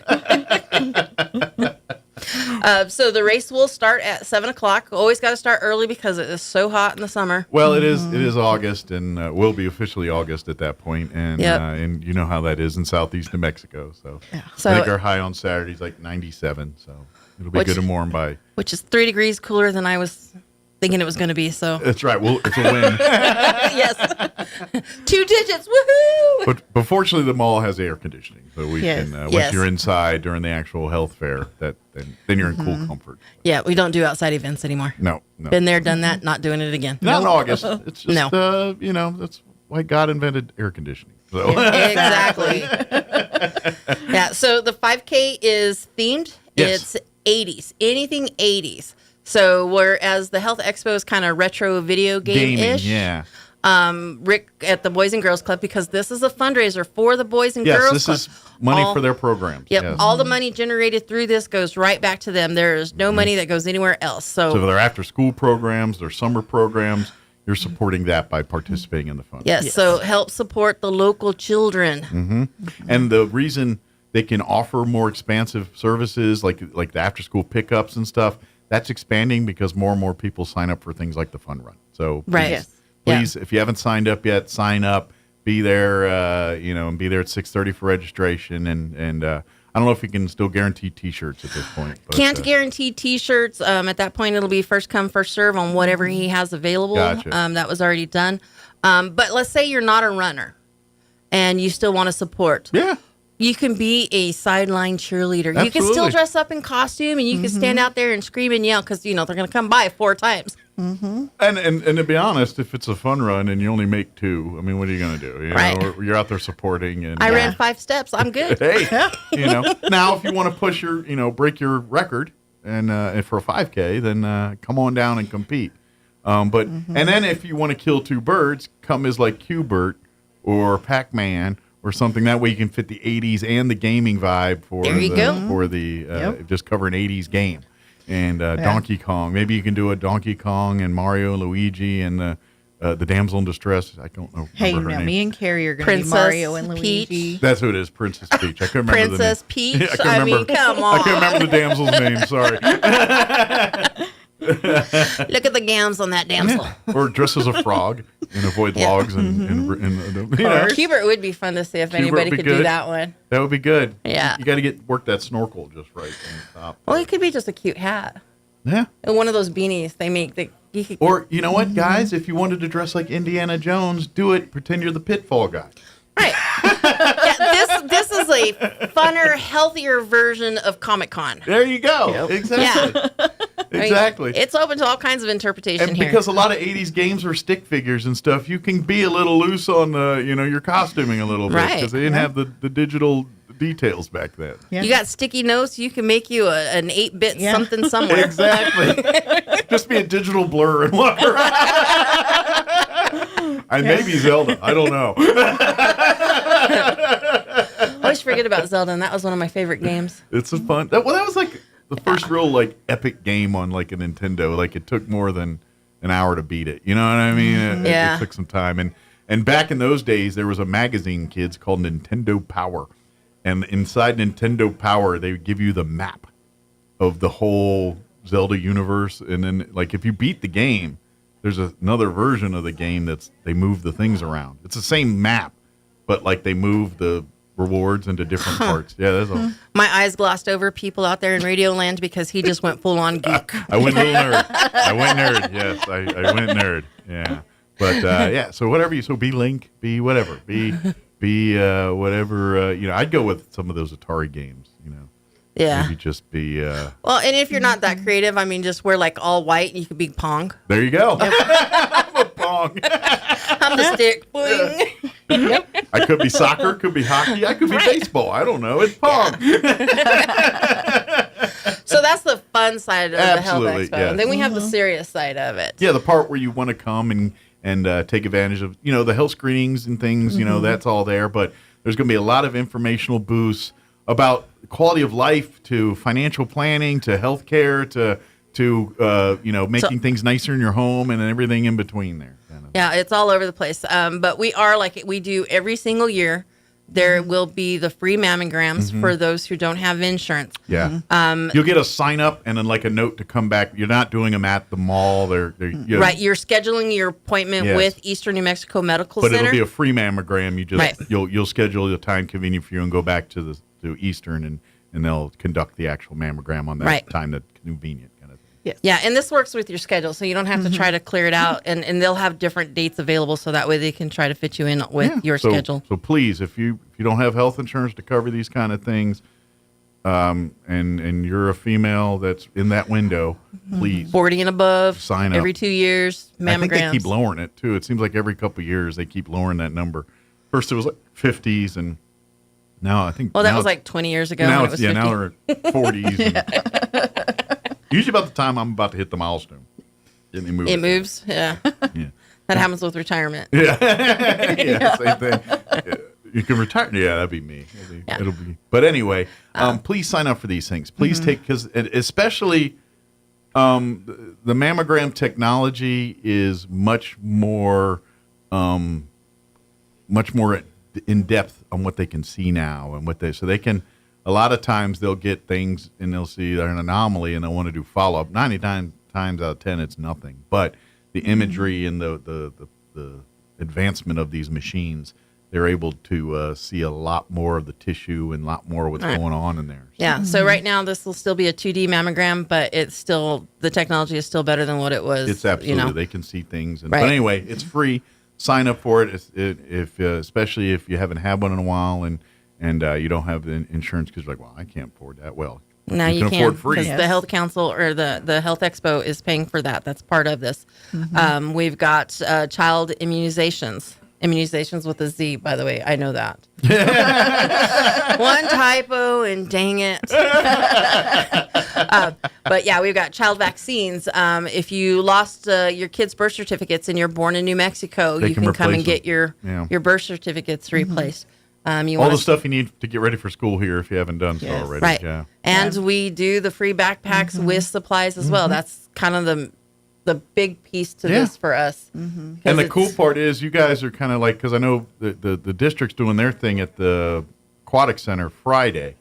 So whatever you kind of don't get there, you can kind of maybe get on Saturday at the Health Expo there too. So if you're trying to get goods, the Health Expo is kind of like one more chance before school starts next week to get those school supplies. Molina's providing backpacks this year. Awesome. Big thank you to them for doing that. So that's because I know several things are going on where you can get stuff. I know like the car dealers are doing things over the weekend, but sometimes it's not enough to circulate. And here's the other thing too is a lot of times these kids will get school supplies and they're broke or lost or something by Christmas, so you got to replace them. So maybe if you already got their notebooks, let's get some more. Because guess what? Before the school year's out, they're going to need them at some point or fashion. So that's another thing you can get at the health fair. And I think ours is going to be fun. Well, yeah, it's more fun because you get to do it dressed up as Q-Bert or whatever, the Pitfall guy or whatever.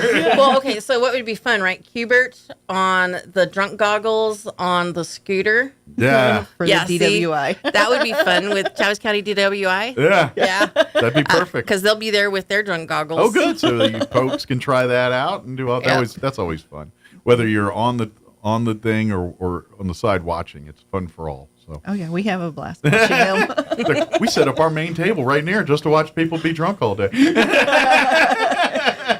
are a little strategic in our placing of booths. Yes, we are. You got to oversee everything. That's where you got to be centrally located. Right. And then we're gonna have what else? We're gonna have. Oh, we're gonna have a robot. Oh, cool. Yeah, we're going to have a medical robot there. I don't really know what that robot does. No it's got like probings, 8 yards. Well, it is Roswell. We're all about the probings. Oh, they should dress it up as E.T. I think. Or E.T., but dressed up. Remember when they dressed E.T. up as like an old lady? Yeah, there you go. Ouch. They can only make the neck go about 3 feet. Yeah, there you go. 100% Chavis. 100% Chavis County. Chavis County, yeah. Yes. He is going to help us. We're going to do a behavioral health assessment. Oh, great. And find out, who knows about what's going on in the behavioral health field. Do you feel like we have enough? Because we're working on some. Well, I know that they've kind of spearheading the opioid settlement money and trying to find the best use for that money, and so this is probably kind of part of that. This is kind of tying into it. So this is the Health Council with 100% Chavis County working within that opioid fund. we're all trying to bring all these services in. Sure. And, the whole goal of all the nonprofits and everybody is to make a healthier Roswell. Absolutely. In order to do that, we need information. So, part of it is doing that. And the mental health, nationally, we are way behind that curve on that. And so, and if we can use this opioid money to best set the foundation for good mental health treatment for folks, that's a huge win. So that's what we're trying to do on that. So please reach out to 100% Chevis County and those folks and get your opinions, get any questions for resources. They're trying to, the more the merrier on that kind of stuff. Right. Well, and speaking of resources, so 100% Chevis County works with the Health Council, and we create and print a resource guide for the whole county. Good. And we release it at the Health Expo. Debut is there. Debut is there. So you want your printed copy of it, and it's beautiful. It's very beautiful this Nice. year. Yeah. Come to the Health Expo. You get your resource guide, and It'll be this the is filled. prettiest thing on your refrigerator. I don't know if Might it'll be a Is little it too too big? big. Too big? A little too heavy. It's All about right. 24 pages. Okay, so it probably won't fit. Well, on no, that 28 refrigerator. pages total. Yeah. All right. So maybe in that drawer by your Yeah. fridge in the phone book, where you keep all that stuff. Yeah, and it's about the size of a phone book this year. Gotcha. We went ahead and Perfect. shrunk it up. So wherever you keep those kids, phone book's this thing that you can look up phone numbers without your cell phone. Right. Yes. Pre-Google. Yeah. Let your fingers do the walking. That's right. And then they had yellow pages, and that was just for businesses. The white pages were for residential. So- Right. and it's loaded with the numbers for all kinds of things, from basic needs to behavioral health to senior services to veteran services. Good deal. So pretty much, it's not fully inclusive because I'm sure there's Something you things- always miss. I always but- miss something. But it's pretty covers the gamut. And, Right. and if 28 something pages is a lot of And if resources. you do have a list or do see it and have things, please get with Carrie for next year's edition to make sure it gets in. Right. Yeah. If you're not in there and you need to be in there, call 211. This Yep. is how it all gets started. This Absolutely. is what we do. That's what the 211 is. That's what that number's for folks to call it to find resources for things. And if they can't give it to you directly, they try to get you in touch with the people that can. So that's Exactly. kind of how it works. And really, this Health Expo this Saturday is the same thing. It's just in a physical form. There's going to be lots of different folks. If you're looking for everything from quality of life stuff to retirement, financial, wanting to set up, I know, sometimes we're a little late in the game on that, but if you want to get started, there's going to be people that can help you do that kind of stuff. Or if you're young, I mean, I always talk about baby boomers and Gen Xers working about this stuff.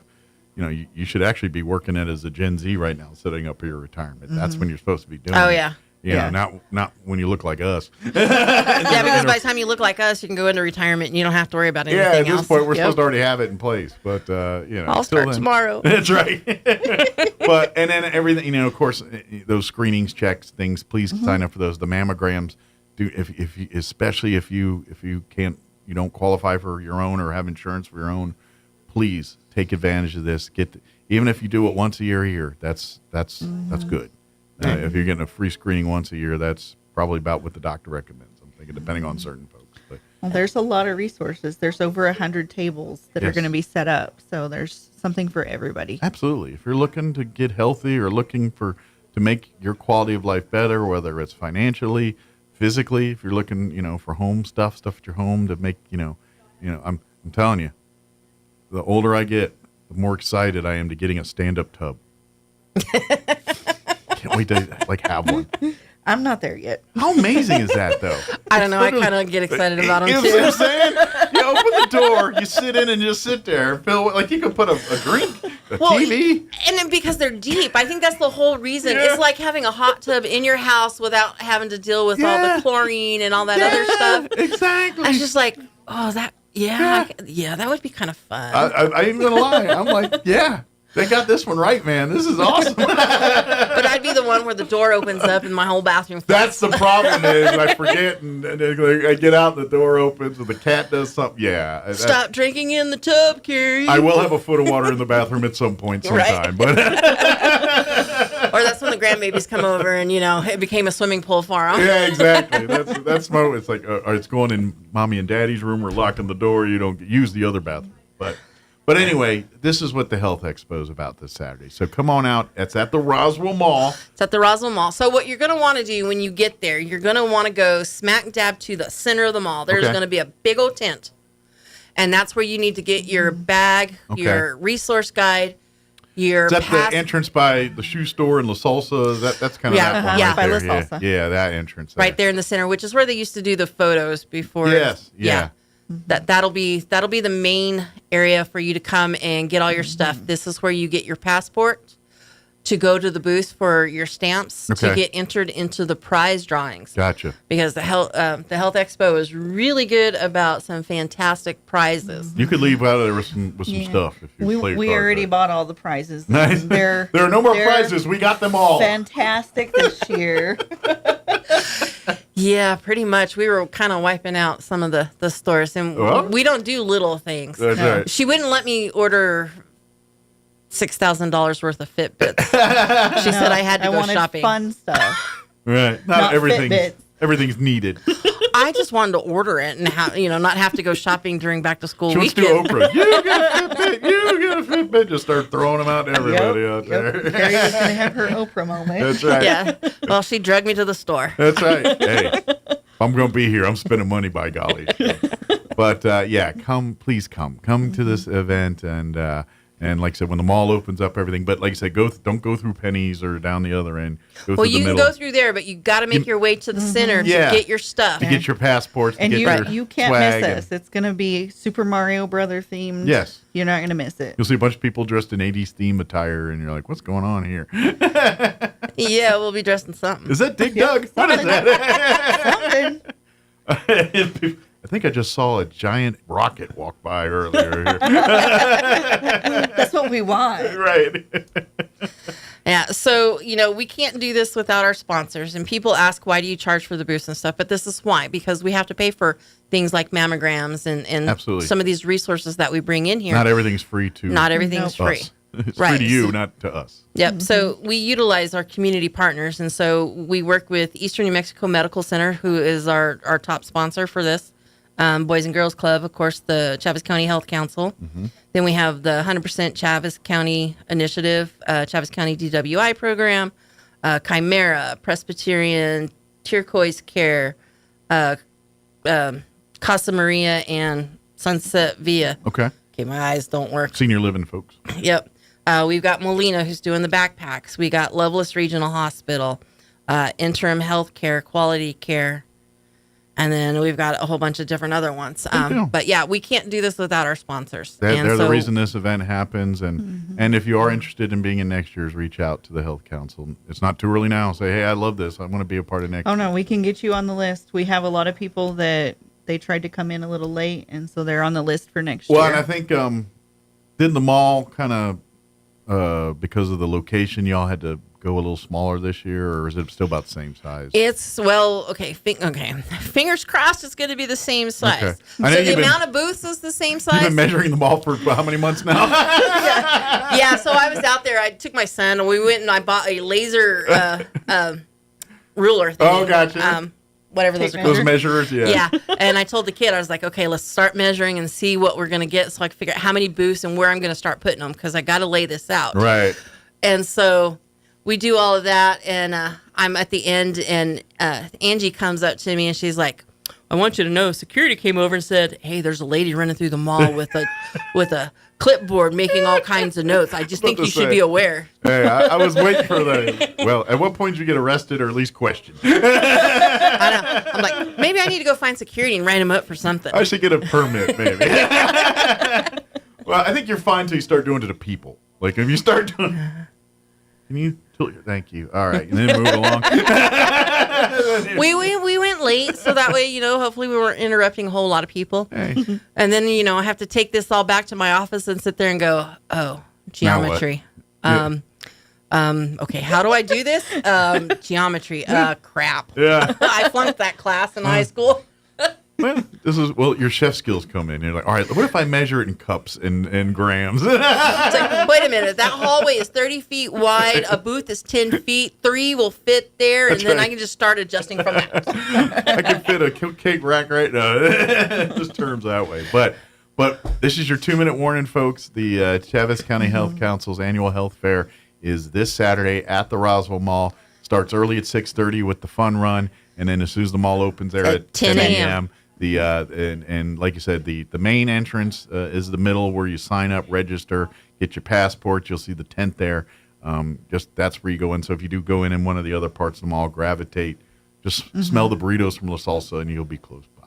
So. Right. Yep. And it's really important to come and do that piece to it because we need to do counts. Yeah. It's kind of hard to do a count at the mall because there's so many entrances. Absolutely. And so one of the ways that we do it is by doing the registration booth where we're giving out stuff and we can't count win all the that. prizes unless you register. So. Right. And then the more we can say, hey, this is how many people came through here, the more sponsors we can get and the bigger it can grow. And then before you know it, we may have a whole there's 65,000 people in Chaves County. How fun would that be? We can get them all in there. All in there. That's a lot of corn dogs. They don't have corn dogs in the mall anymore. No, we don't, do we? No. It's a lot of burritos. There you go. Chips and salsa for everyone. That's right. Can I get a quesadilla? You'll get a burrito. Did we get it all? Yep, on the Health Expo. Awesome. Let me do this piece real fast because we also got what's called the ZAG Business Fair. Okay. So ZAG is the Z and Alpha Generation Entrepreneurial Fair. Okay. So what we want to do is those 10 to 17-year-olds who want to be their own, create their own business, be their own CEOs. Start learning the process now. Yeah. This is the time. Sign up now, and we'll work it through. We'll teach you how to do a marketing plan, how to do a business plan, the financial plan, and then when it's all said and done, you get to create your goods and then sell it. Nice. Which will happen just before Christmas, so that way you have some spending money. And I like money. And if it's one of those things that works out, it's a great product, you could sell it during the Christmas. That's right. We all like money. Season. Money's a good thing. People like money, and you can have extra of it. And yep. So everything you need to know about the ZAG, the health fair, all of that can be found on the Health Council website. Our next Bill Gates or whoever, Elon Musk or whatever billionaire tycoon, he might come out of one of these classes. I know. I was trying to figure out, okay, so who would the kids know? And I'm like, okay, who are the top 10 youth entrepreneurs? Yeah, I don't know who they are. They're all probably TikTokers or something like that, or YouTubers. Well, I think they probably are now. Yeah. But the top one was somebody who created a lemonade stand in Austin. Nice. It was like the bee's knees or something. And a person who was making bows was another one. And then there was, of course, some techie people. And I'm like, we could have the next big person come out of Roswell. Exactly. You just never know. So could be the widget thing that we didn't know we needed, and you designed it and made it, and now it's a staple in every home. Yep. So this is the place to do this. So the Health Council is really good about creating pieces in the community to help growth and health growth, youth, and then learn it in the modern way. Using the internet, using the I imagine there's some people our age who could probably benefit from the class as much as 15-year-olds could. Yeah. I'll put you in contact with somebody else, Mike. That doesn't fit we need something with an X boomer or whatever you call it. But again, 211 has more information about all of that. Right. Yep. And 211 is Chaves County's resource line. We are the only one in the state that's operated from the Health Council and not part of United Way. So we're a little different. And And to be honest, if you still have questions about flooding or any of that stuff, we can put you in touch with those resources. Exactly. The 211, it kind of evolved during that to be that basically glue to help people get in touch with things they need to get through the flood and all that. And we're still doing that. Right. Yeah. Because of the way the disasters hit, we are kind of the poster child for many of the other 211 lines and the other around the state. So they're kind of looking at us on how we were able to do stuff. We're good at disasters, folks. What do you want to say? Creating them, or little of That's both. open to interpretation. I feel like you've known me all my life. I didn't mean to do that. Tomato. The point is, how did it end? That's the point. So, very good. Well, thank you, ladies, and we'll see you this weekend. All right. Come to the mall. And 211, any questions about Health Expo, any of the stuff with the ZAG stuff, anything, or if you're looking for a doctor new to town and maybe have a child with special needs and looking for resources or whatever it is, that's what that's there for. If I don't have it, I can find it. Absolutely. Well, thank you, ladies. All right. Thank you, Mike. Go stomp out 27 fires. All right. Now for your Pecos Valley news update, I'm Jared Cirillo. The beginning of a new school year means new adventures for a lot of kids, new friends to meet, new teachers, new academic subjects to learn and master, and for some students, new school buildings to figure out. With all of this facing local kids as school begins August 4th, children may not be paying as much attention as they should to safely getting to and from school. Roswell police are reminding parents to talk to their children about staying safe as they make the regular trip to school and home again. Remind kids to look both ways before crossing the street and try to cross the street at a marked crosswalk. A recent report by the Santa Fe-based Wild Earth Guardians claims it has seen a large spike in pollution from oil and gas spills in the past 3 months compared to the prior quarter. You can view the entire report yourself at pdf.wildearthguardians.org. The latest spill data was gathered between April and June of this year. The group says the amount of liquid byproducts lost during spills is their largest concern. They claim producers lost around 1/3 of all spilled material. That equals an estimated 422,000 gallons of unrecoverable waste polluting soil and water. You're up to date. I'm Jared Cirillo. It's time for the Chaves County Sports Report. Hey, baseball all-state selections have come out, and we want to wish congratulations to several players, especially from NMMI, the state champs in Class 3A. Tegan Maloney picked first-team all-state. He was the player of the year. He was picked as both a pitcher and an infielder. Same thing for Javier Yepes Galindo. And Nicholas Barcenas was also picked first-team. Second-team all-state selection in 3A from NMMI, Grant Maloney and Nicholas Barcelo. And honorable mention, Noah Martinez was also picked. That was Nicholas Barcelo Tehran, by the way. Coach of the Year, Brad Blackwell from NMMI. And how about a couple of guys from Goddard that were picked in Class 4A? Second-team selection, Cameron Brown. He was only a junior pitcher. And honorable mention, also a junior, Lucian Betancourt, and a sophomore, Jose Porras in the outfield. The Sports Report brought to you by DSI. Call DSI for all your office technology needs. I'm Eric Butler at Roswell's Talk FM 106.5.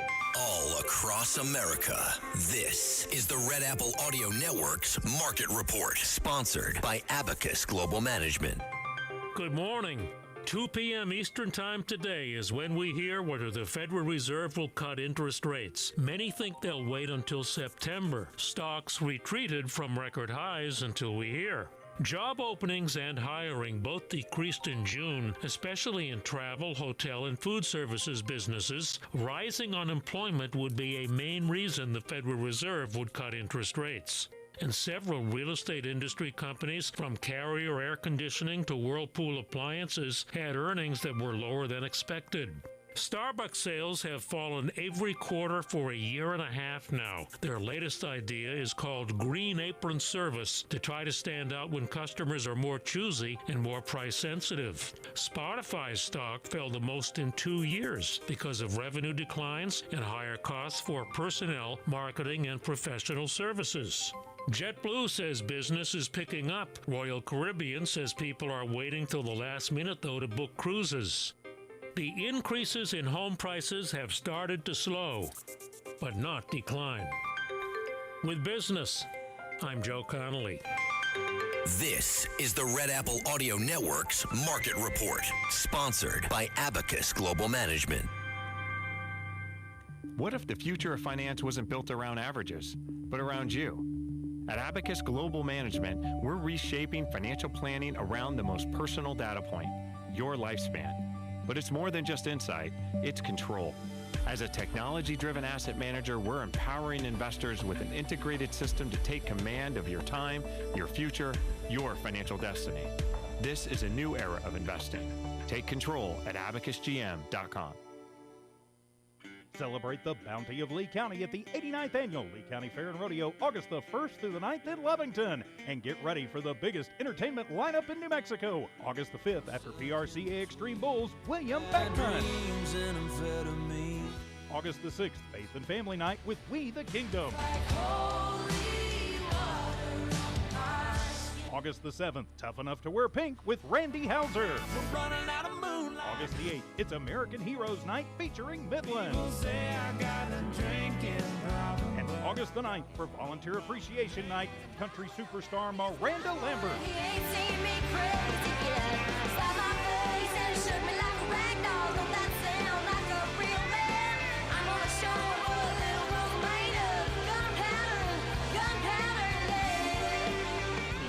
Annual Lee County Fair and Rodeo, August the 1st through the 9th in Lovington, New Mexico. For more information and tickets, log on to LeeCountyFair.net.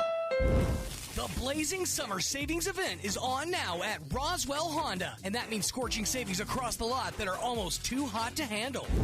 Get 4.99% APR for up to 48 months on 2025 Civic sedans and hybrid sedans. Or 2.99% for up to 36 months on 2025 Accord sedans and CRVs. Plus, huge savings on the pre-owned lot. The Blazing Summer Savings Event on now at Roswell Honda, 2177 West 2nd.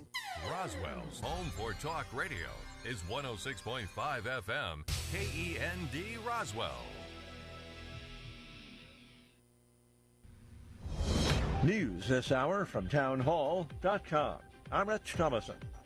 President Trump says surprisingly strong economic growth in the second quarter bolsters his argument for a cut in interest rates. However, the Federal Reserve not expected to announce a rate cut later today, opting instead to hold rates where they are. The U.S. economy grew at a 3% annual clip April through June.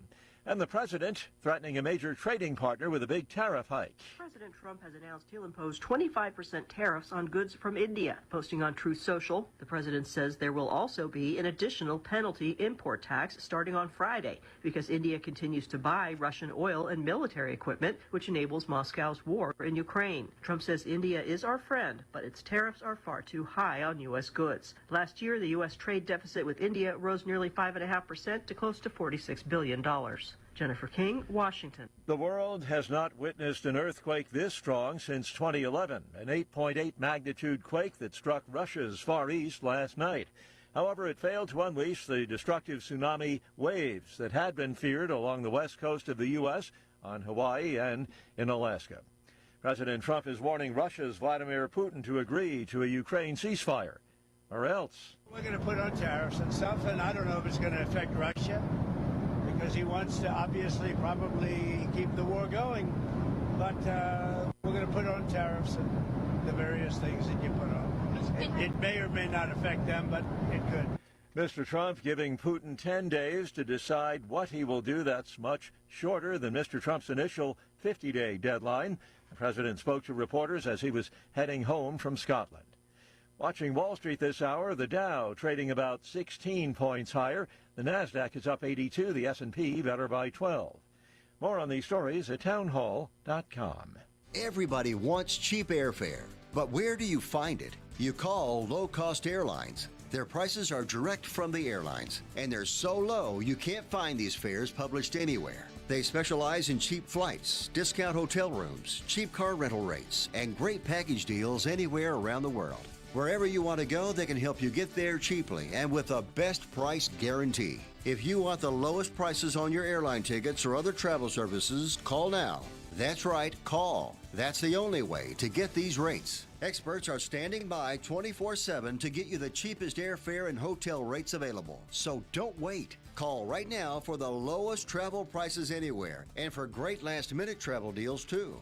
Call 866-755-5300. That's 866-755-5300. Again, that's 866-755-5300. Call us right now. Australia's Communications Minister, Anika Wells, says YouTube is being added to a list of social media platforms. Must make sure that account holders are at least 16 years of age. We are implementing these rules and this law on behalf of parents who want and deserve better protections for their kids online. We want kids to know who they are before platforms assume who they are, which is why I want to be clear about YouTube. The evidence cannot be ignored that 4 out of 10 Australian kids report that their most recent harm was on YouTube. China's top leaders have pledged to help companies slammed by higher U.S. tariffs. However, they have delayed any major moves after trade talks with the U.S. in Stockholm this week. At their summer economic planning meeting, the Chinese Politburo pledged to stabilize foreign trade and investment. Townhall.com. A nationwide coffee chain checks in on the bottom line. Starbucks reported an increase in revenue for their third quarter, better than Wall Street expectations. But same-store sales fell by a bigger amount than what Wall Street was expecting. In hopes of turning things around, next year, Starbucks is adding a cold foam protein drink, coconut water-based drinks, and improved baked goods to the menu. Starbucks is spending heavily on this turnaround. One big expense in the third quarter was a 2-day meeting in Las Vegas. The company hosted 14,000 store managers and regional leaders. I'm Ed Donahue. The National Transportation Safety Board has started investigative hearings on the deadly mid-air collision over Washington, D.C. back in January. The crash involved a passenger plane and an Army helicopter, killing 67 people. The hearing will explore how the actions of the FAA and the Army may have contributed to the crash. More on these stories at townhall.com.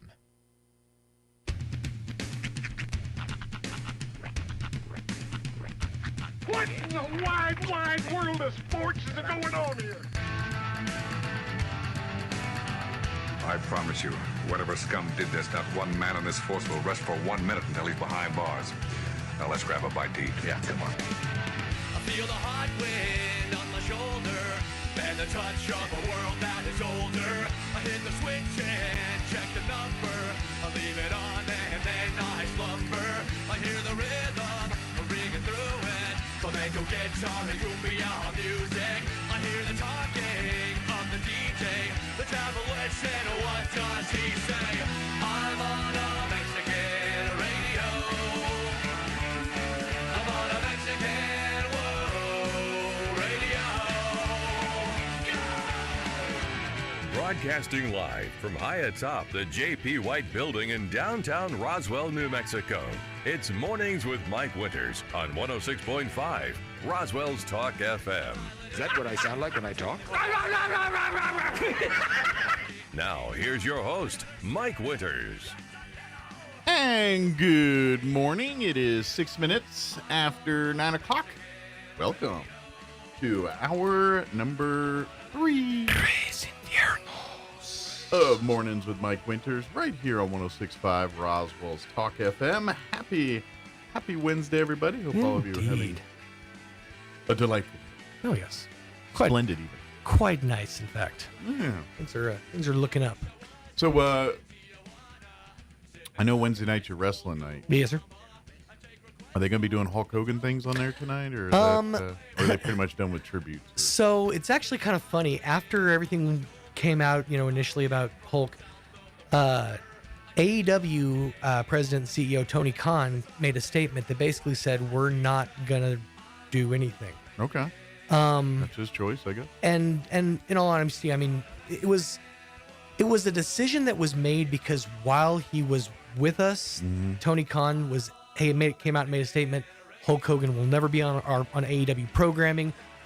We won't mention him. We won't talk about him. Kind of blacklist him when he was still alive. Yeah, so it would feel hypocritical to pay homage and tribute.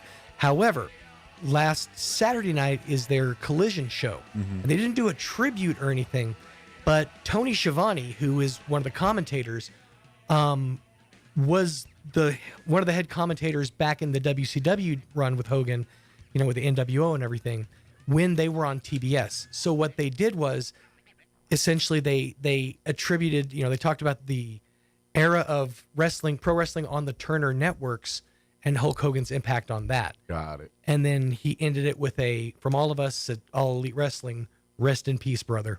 Gotcha. But that's essentially, I think, the depth and breadth of what they're going to do. So they'll just be business as usual tonight on the show, probably. Probably. Got it. They've been doing 10 bell salutes on all the WWE programming. Gotcha. In fairness, WWE is a bigger part of his career now that they own WCW. Sure. That was all that, and they own all the footage.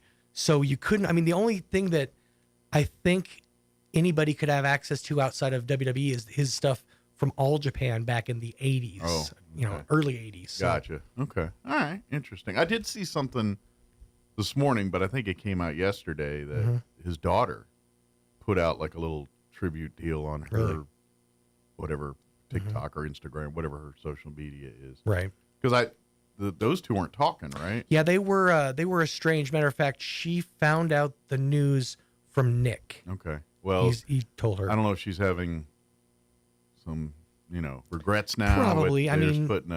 But she put and it was a good thing. Like it was heartwarming pictures of her and her dad together doing stuff. So it looked like it was a sentimental thing. And there's always those moments after when if you are somebody who tends to hold a grudge or remember things or hold on to things. Yeah. It's a healthy reminder that you're best to not do that, because if that person is no longer here, you don't have a chance to squash whatever beef you have. And at the end of the day, Hulk Hogan is Hulk Hogan. You know what I mean? And what he really has to answer to, or what is his family. Sure. I mean, and what's going on there. And this is kind of how I've been looking at it. Yes, obviously, to the family and friends, it's a devastating loss, obviously.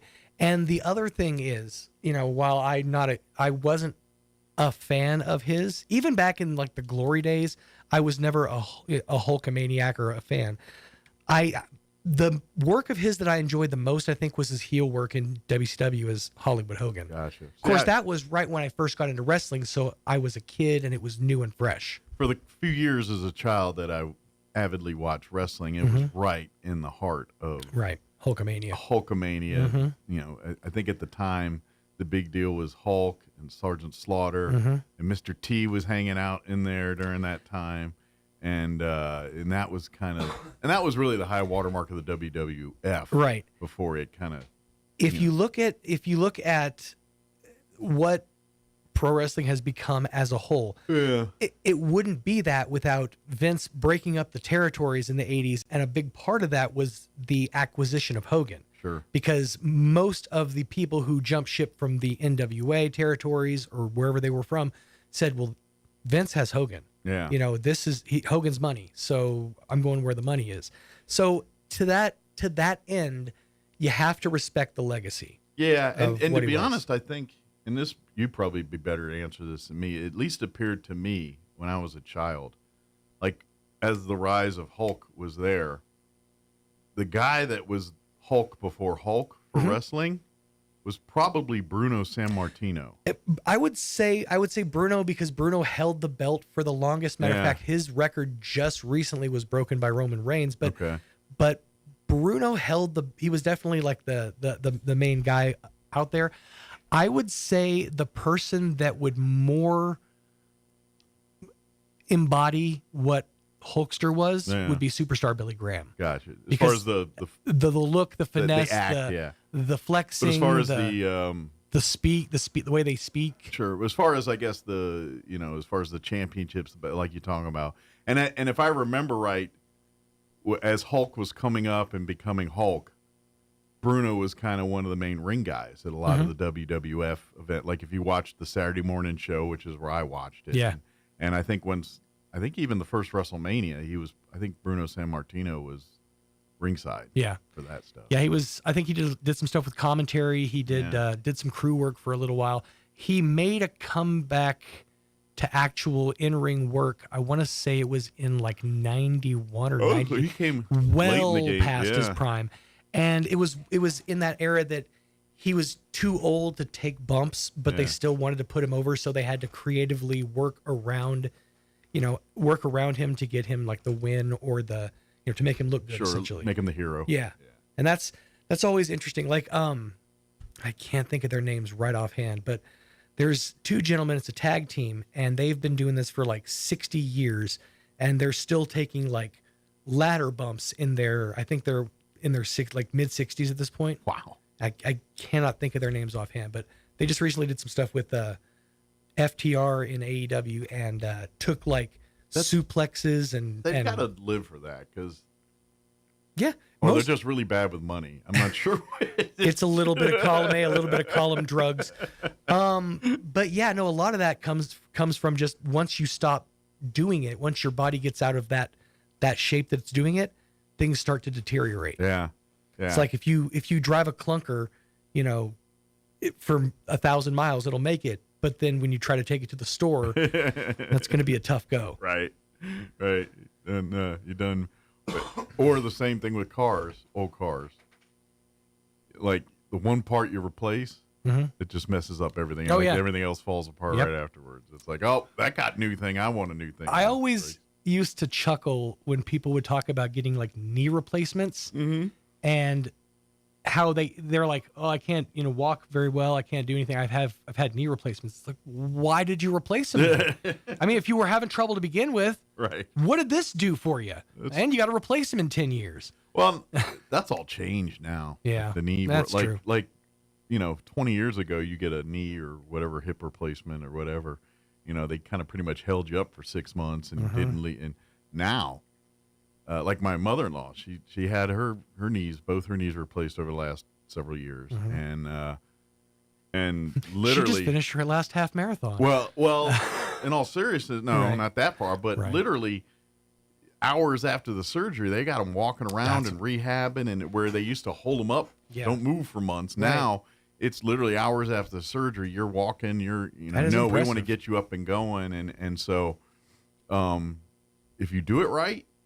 It truly is a knee replacement. Oh, sure. It's a brand new knee for some of these folks. But for the rest of us who have to go to Tijuana, you take what you get. Or you don't listen to the doctor's follow-on. That's what most people that's true. Is that they don't do the rehab right, and if you don't do the rehab right, odds are you're going to have problems. Yeah. And that's just that's kind of I've learned enough to know now in my, I'm like, all right, let me sign me up for my hip replacement. Listen to the doctors. Another big part of it too is, back in our day, they only had, like carbon fiber and stuff like. Nowadays, it's this, incredibly like thin but yet hyper durable like plasticine or whatever. We start to get the stuff now like NFL players got 10 years ago. Yeah. Or the joke was the stuff they used in NASA like 15 years ago. When exactly. What was that? Doggone it. What was that vacuum that was the door-to-door salesman for the longest time? Kirby? Kirby, thank you. That was the big thing because my brother-in-law was a Kirby salesman for a minute.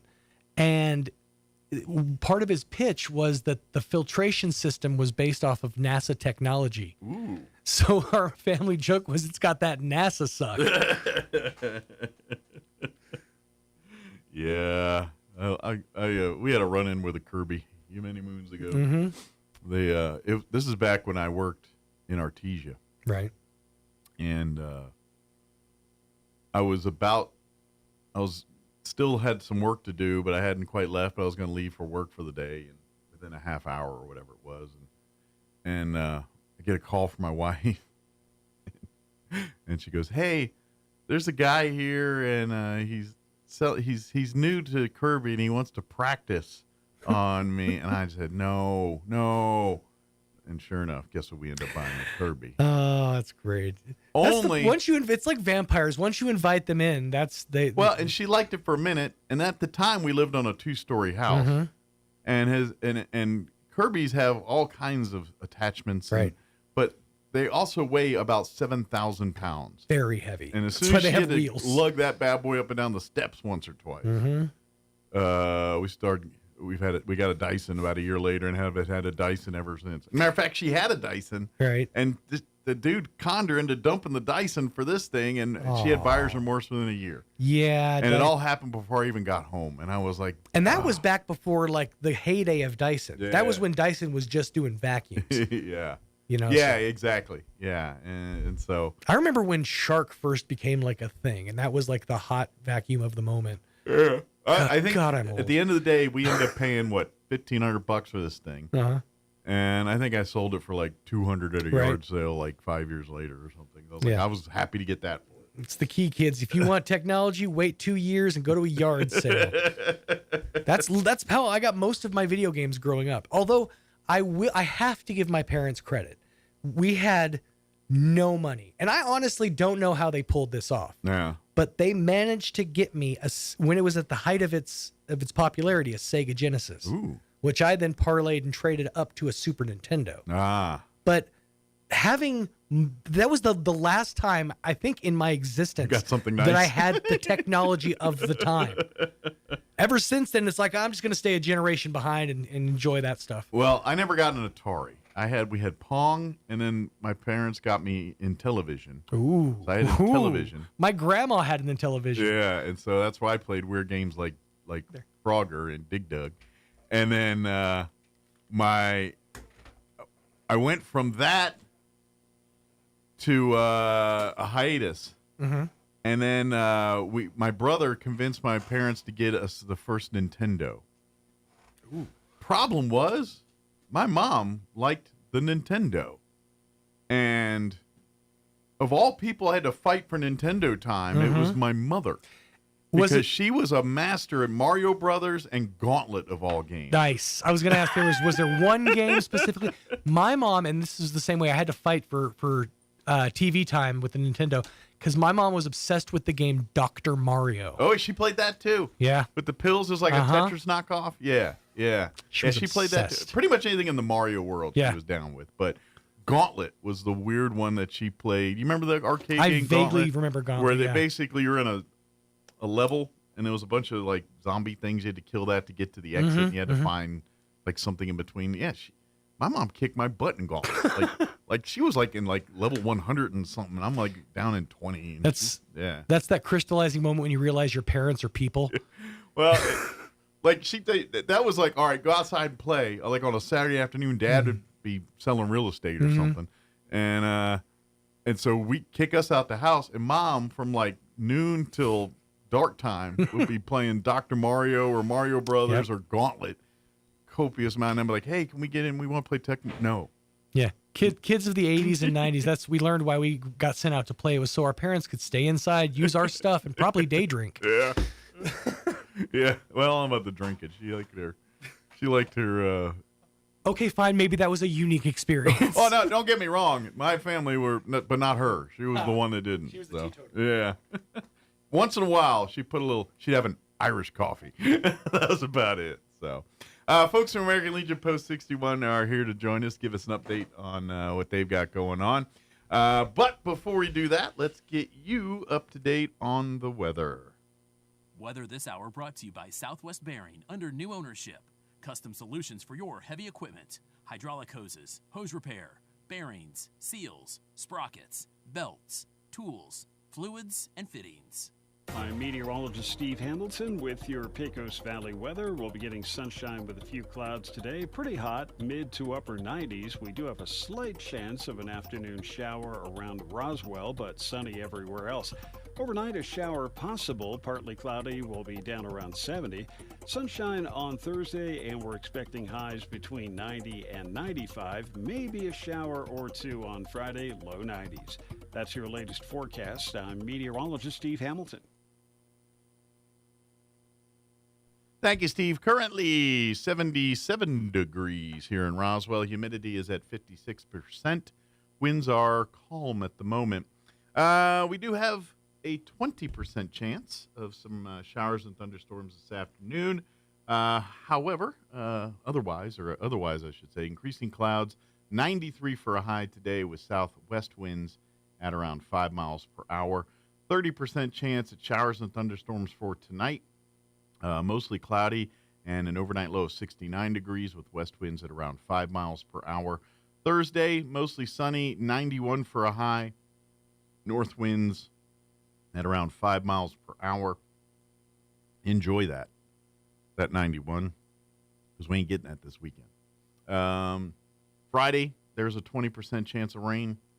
Once again for the afternoon, mostly sunny and 93 for a high with north winds at around 5 miles per hour. And then the weekend, they just turn the thermostat up. Sunny and hot, 98 for a high on Saturday. And then Sunday, 103 and sunny. And that continues into next week. at least through Tuesday. They're talking 104 or 103 for Monday, 104 for Tuesday of next week. So starting the first week of school with the kids, testing those air conditioning units in them schools and seeing how they work. Thank God they've updated. Like if this was 25 years ago when my wife started, them swamp coolers would not be cutting the mustard. I'm just saying, be thankful they have updated the schools. You're going to need it on Monday. So, all right, 9:23. We're going to take about a 2.5-minute break, and then we will talk with the folks from American Legion Post 61 family. Don't go away. You're listening to Mornings with Mike Winters. Looking to start, continue, or complete your higher education journey? Join the more than 5,700 current Greyhounds on their journey to student success. Eastern New Mexico University offers the most affordable higher education degree in the Southwest, and New Mexico residents can go to school tuition-free with the New Mexico Opportunity Scholarship. With online or in-person degrees, ENMU is the right choice for you. For more information, visit enmu.edu. ENMU, student success, that's what we're about. So I make a silly joke about it never raining, and now it seems like it'll never quit. Hi, this is Ben Manette from Roswell Seed Company. All this rain is great, but soon the weeds will be waist high and the bugs will be as thick as flies. But here at Roswell Seed, we have just what you need to control the weeds and fend off the bugs before they take over. So come see us at Roswell Seed, and be careful what you joke about. Mother Nature sure has a wicked sense of humor. Some wounds need expert care to heal properly. At Artesia General Hospital's Wound Care and Hyperbaric Medicine Center, we use advanced treatments like hyperbaric oxygen therapy to help chronic wounds heal faster. If you or a loved one has a wound that won't heal, call 575-736-8235 today and take the first step toward recovery. Check out some of the bargains you'll find this week at your local Farmers Country Market. Select boxes of Smucker's Uncrustables are 2 for $7, and select cans of Pringles potato chips are 2 for $4. In produce, Summer Kiss or Sugar Kiss melons are 99 cents a pound, and juicy tropical mangoes are 2 for $1. In the meat department, family packs of Fryer wings are $1.99 a pound, and 15-ounce packages of Food Club Classic Franks are 5 for $5. These are just some of the savings you'll find this week at your local Farmers Country Market. Celebrating the music and legacy of Rod Stewart, Rob Caudill and his incredibly talented all-star band bring the fun, sound, and excitement of a Rod Stewart concert to life in Tonight's the Night, live at the Spencer Theater on August 9th. Featuring Rod Stewart's legendary drummer Carmen Appice and Rod's former saxophonist Katja Reicherman. This show is not one to miss. Get your tickets online at spencertheater.com or by calling the box office at 575-336-4800. We'll see you at the Spencer. Here's a Mornings with Mike Winters fun fact. There are 293 ways to make change for $1. Try all 293 on the guy who keeps borrowing money from you. Here's Mike Winters. And good morning. It is 26 minutes after 9 o'clock, and joining us in studio this morning from our American Legion Post family. Of course, we have Commander Lee back with us as well, and Auxiliary President Jen back. So, good morning, guys. Good morning. How's life in y'all's world this morning? Okay. Pretty good? For the most part, yeah. I know a lot of whacking of the weeds and things been going on in memory lawn the last week or two here. Actually, they're out at the new post. Oh, they're out working at the new... Working a new post this morning. Good deal on East 2nd there. If you want to get a hand, they'll love to have you. Yeah, oh, yeah, we need to help. The city is complaining about the weed height. Okay. I didn't know there was much room for weeds out there. It was mostly concrete. Weeds right now. Yeah. But well, we don't want, God forbid, that make that building look less nice with the weeds.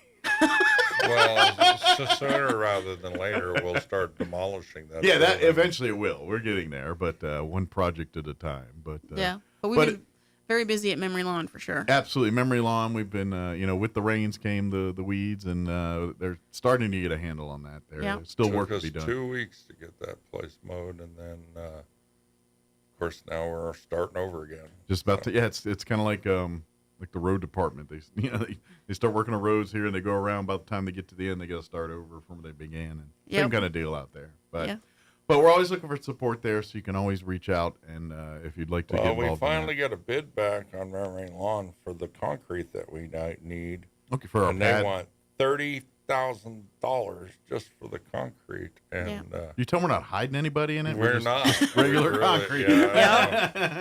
Yep. So Because we're wanting to put that storage container out there so we can store that donated tractor that we're going to get. But yeah, we got a donation $30,000 from a is lady a lot of money. to fix the tractor and put the trailer out there, but then we need $30,000 for the concrete. I was like, that's probably worth more than the tractor.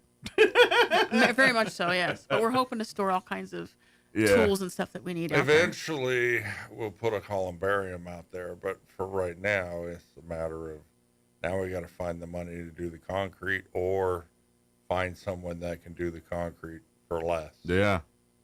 We need the rebar. We need, the leveling, and we need. I mean, all even that if we have stuff. to pay for materials, which makes sense, if somebody could donate their time, that would be equipment, I guess, or whatever is needed, the truck and And if you need a crew and you're willing to be patient with us, we'd be happy to help. That's true. So. And any vets listening that have construction companies or yes, contractors please. and want to help we need out all with the some of help that, we can get out there. That would be we'd love to have that.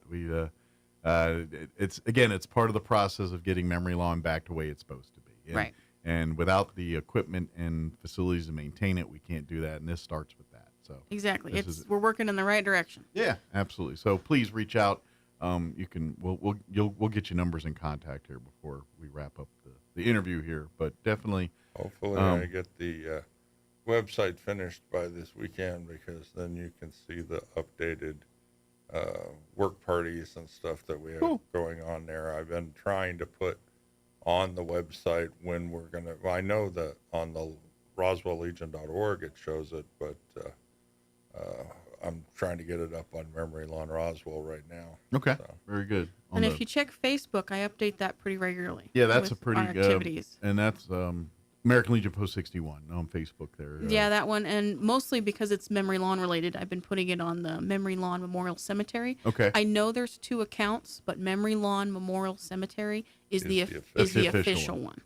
The other one was one from years ago that we don't have access to. Many years ago. And it's just not updated or anything. I don't even know who's the administrator on that page. I've actually talked with them. They're very nice people, and they try to get the word out to others that what is officially happening and everything. But it's kind of a memorial type page for a lot of people, so I have no issue with them keeping it, obviously. Yeah, they're not doing nefarious things with it. No, it's but fine. if you're looking for up-to-date info on the cemetery, ours, the official one's going to get you that information. Yeah, Memory Lawn Memorial Cemetery. Yeah, well, good deal. But that's continuing on. Of course, don't forget, we are out at the farmers market every Saturday morning. You can always visit us there. Jen and I personally will not be there. Saturday we have to be in Albuquerque, but Team B will be out there. Lizzie is heading that up. Yeah, I know one of our new members. The B team's as good as the A team. We're going to have Brian and Barry and. This is why they're the B team. It's Brian and Barry. Brian and Barry. Yeah, exactly. Lizzie needs to change her name. Belizzy she's Belizzy for the morning. There you go. She's listening, so she heard that. I did not come up with that, Lizzie. That is not my fault. Well, she can choose a different name, but it's got to be B related. That's all. Best dismiss, Lizzie. There we go. Yeah, you don't use the B word around. But yeah, we're trying to get somebody to bake for the stuff because our part of the bee connection. We need bakers. Yeah, because our usual baker, she's out on vacation. I know. It's all right. How dare they take vacation? I know. We try not to hold it against her. But you're right. We're out at Farmers Market every Saturday until Eastern New Mexico State Fair. Right now, we're trying to sell these coins. We have commemorative coins. There's only 500 of them. They're pretty cool. A lot of them been sold already. Yeah, they're for the Reno air races that are coming to town. Races. $25 a piece and then we're selling them at Reno Air Races if we have any left. I'm about to say, I don't know if we're going to make it to the races. We may not. $50 at Reno Air Races, but they're very nice coins. Absolutely. They're nice weight and they're really cool. Yeah, they're good coins and they're military people and people that's ask about the coin world. It's definitely a collector. Yeah, it's a collector's thing. It's also a bit of an honor thing. It's a lot of things going on there. So we'd love to if you're interested, we come see us on Saturdays. Yes. The sooner the better, because I don't know how many we'll have left later in the season. I can't remember. Is Don going to be there? No, he's not going to be He's going to be up in Albuquerque with us. That's right. Don's going to be in Albuquerque with us. Yeah. Everybody's in Albuquerque. Yep. Yeah. Well, I have to do School of Instruction, which is basically kind of a educational weekend for all of Is the... it like Legion College kind of thing? Yeah, for the kind of. weekend? Kind of Yeah. like Legion College Light. Gotcha. Yeah. Basically, it Legion just... Community College. Yeah. Basically, it lets everybody know about the programs and $15 you get to everything. learn about what we do. Cool. Yep. Very good. Excellent. So now, if you're interested in being a part of Legion, you don't have to start there. No. You start by just coming. Hey, come see Yeah. them on Saturday. Ask. They'll have applications there. You can fill one out. we actually I signed a just couple took people on a up last brand new week. member. He's actually an Aztec. Yep. But they have no Sons of the American Legion in the northwest corner of the state. So he contacted me and asked if he could join us. So I said yes. Cool. Why not? But he only joined us, really, I think, to be part I'm of the about to say- riders. But that's it. That's a start. Yeah. That's Not a long like haul he to the can go to meetings. I any ain't gonna lie. Yeah, he ain't Yeah. going to come to the meeting. Looks like an 8-hour trip. I'll tell you that right That's now. dedication for you. Yeah. But tomorrow they should be meeting, doing craft projects. Yeah, we're actually we're doing a fundraiser for the American Legion family. We're putting patriotic transfers onto handbags, Okay. like so little totes. We sell them at the farmers market, and it works out really well because Nice. you buy all $10. this stuff and you have nowhere to put it. Yeah, we have cool trinkets usually at our Yeah. our Well, booth if there. nothing else, you get your veggies and things. You got to have somewhere Absolutely. to put them. So we're doing that, and then we're hopefully going to sell them at the races as well because they'll Nice. have all sorts of stuff for sale out there, and you need a bag to put it in. And just so you know, every time you make purchases on these types of the coins, the bags, or anything that we sell like this, baked goods, it goes back to everything we do as a Legion. It Yes. goes back into, a lot of times if there's vets in need. We're or actually something getting like ready that. to buy school supplies. Yeah. And then later in the year, we'll be Speaking doing. of a veteran in need, when we were in Albuquerque, Yes. on our way back, we were taking Southeast Veterans Transport back. There was a woman being transported back to Roswell. Her husband was in the hospital at Presbyterian up there, and we were trying to get her home so she could feed her animals. But we got a call just before we hit Klein's Corners saying that they didn't think he was going to make it through the night. So we doubled back, dropped she could be her with her off at the husband. hospital. Yeah. Of course, he was unconscious, and then we spent the night in Albuquerque and drove back the next day. Well, long story short, we heard from her, was it yesterday morning? Yep. She contacted us and let us know that her husband had finally passed, apparently down here. Okay. They got him down here, I guess, to hospice. I didn't Okay. know you could transport unconscious people into hospice, but I guess you can. Yeah, I have no idea. Yeah, so long as he And, was stable enough, they could. Yeah. So we steered her towards one of the funeral homes in town here to help her out, but still the cheapest we could get her is like $2,500 For the cremation, yeah. But she still needs some help there. Yeah, Yeah, she does. Financially. We're Very going to much so. help her out by paying for the direct cremation part, Okay. which is like $400. But she obviously would need more help if the community is willing. Well, we can be that We can be conduit. the funnel. Yeah, the conduit for that if you want to. Yeah. So if come you- some Saturday and say, She sorry does about know- that poor lady, here's $100. Yeah, We'll it was, make sure it goes right to her. Yep, yeah, for sure. she had just moved here, I guess, from Texas with her husband. He was young, too. He was only like 53. Yep. years old, died of cancer. So liver and kidney. Yeah, they failed on him. Man. Yep. So, yeah, if you want to go to roswelllegion.org and make a donation to help out one of our community members That would be and great. a veteran, we will make sure she gets the money. Absolutely too. And then likewise, of course, if you like for Memory Lawn, for instance, if you want to donate monies that goes directly to Memory Lawn, you can tell us that, and that's exactly, we won't use it for if you anything put other than anything you put in the memo line, we have to spend it on. Yeah. Now, MemoryLawnRoswell.org has its own donation page, but RoswellLegion.org, if you earmark it for Memory Lawn, it goes. It'll to go Memory there Lawn. too. So Yeah. And likewise, if you earmark for anything else, if you're like, well, I know you guys do scouts, use this towards scout, fine. That's exactly what we'll do. That's exactly what will happen. But if you don't tell us, we will use it for general fund things, and if veterans in need here, or this organization needs some turkey or whatever. Up a moment ago, we're going to have to buy back to school supplies here really soon.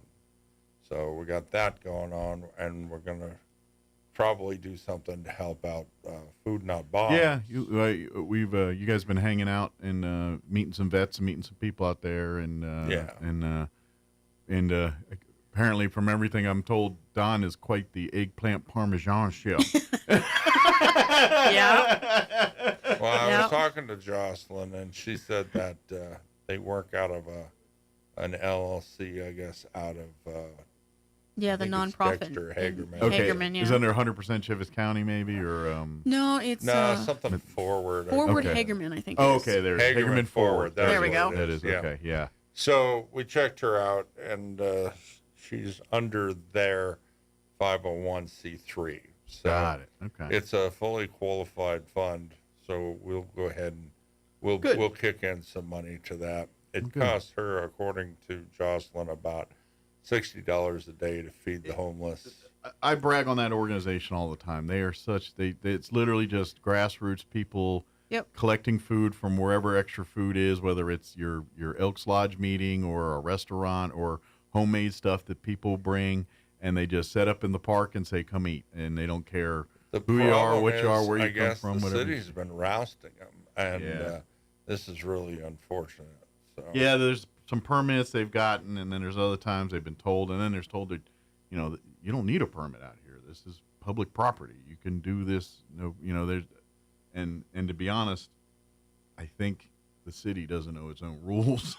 That could be part of the problem. And some people enforce it. They just want don't money. Enforce Is what it really comes down to. And so there's a lot of confusion there. So hopefully, if we ever get our facility done, they can maybe set up shop there. For sure. And considering the homeless population and where they're at, it would be a good fit, I think. Absolutely. It's right, it's about a block off from downtown here, so it's really not too bad. And a quick update on Veterans Day Parade, which, of course, this year is going to be on November 8th. We have an official poster. Yes, we've got, I got the permit from NMDOT, and Don is working on Chavez County, and I've submitted a request to the city, but they have not acknowledged they've even got it yet. Okay. But hopefully that will get taken care of soon. We're going to have a meeting of the Veterans Day Parade planning committee. I think it's the next Tuesday? Second week of I think so, yeah. Of August. Yeah, I'd have to August. Yeah, that'd be August. next. Well, no, because technically that'd be 2 weeks. Right. Because next Tuesday's the 1st. We'll have to look that date up. But there's a planning committee. Of course, there's not much left to plan other than vendors. I'm not sure how we're going to do the vendor situation this year. We had vendors up at the Wool Bowl for the last few years with mixed results. I think we're going to try to do a coffee thing down at the Chavez County Courthouse lawn. Okay. Because it's invariable. The date we choose in November is like the coldest one in November. It's always always chilly that Yeah, month. it can always be, warm a couple days before, and then the morning of, it's freezing. So we're going to try to have somebody down there vending coffee and hot chocolate. And Okay. stuff Although like this that. last one was pretty mild, if I remember right. It wasn't too bad. Yeah, that's true. It was actually nice and sunny. It was still colder than the other 3 weekends. Yeah, yeah, but a lighter jacket got you through as opposed to parka. Yeah, that's true. Very true. So, I don't remember completely shaking standing up there behind the microphone. Yeah. And of course then, now, with it being close to 100 degrees this next weekend, we're looking forward to Right. cold. I was like, shoot, I'd And kill we'll for be shaking out cold. at the air races, of course. Oh, yeah, we will in make our presence September. known there as well. So we'll be out there and Eastern New Mexico State Fair. So.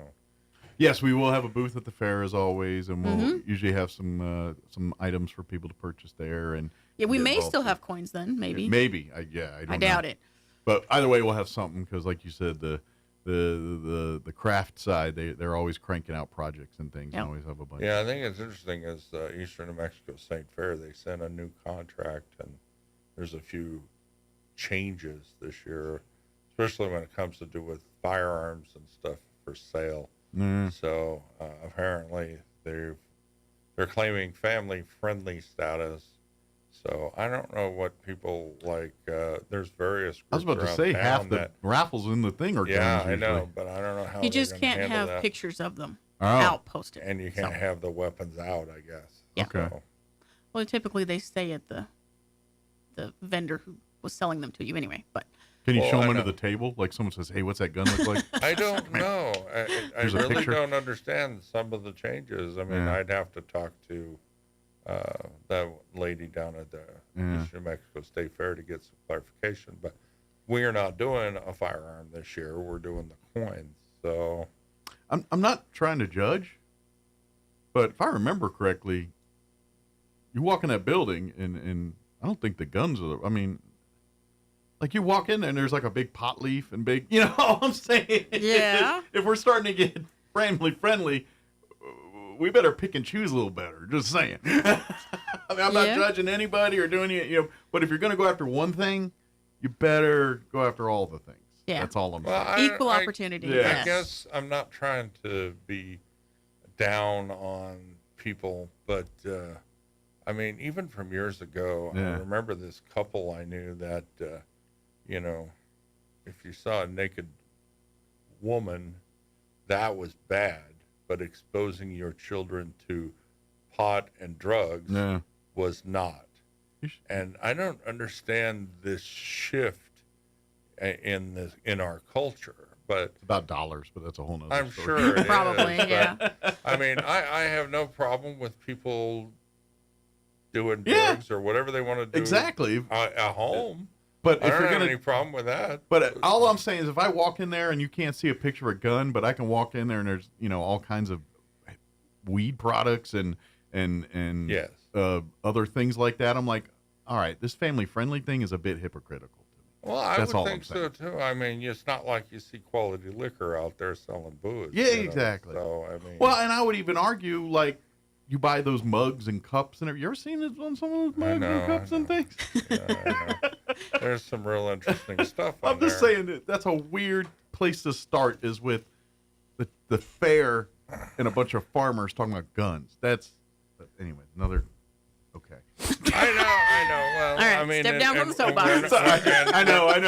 We're I'm not getting too political, and I we're don't not want to. trying to But debate the boy, this hypocrisy is stupid. of It's all just me. this. It's me. It's not them. It's me saying this is stupid. But It's just all I'm making note of, and that's not for better or for worse, but is that our culture is changing, and I'm not certain it's a good thing, but then again, some I'm good, old. some bad. Always, usually, is what the truth is.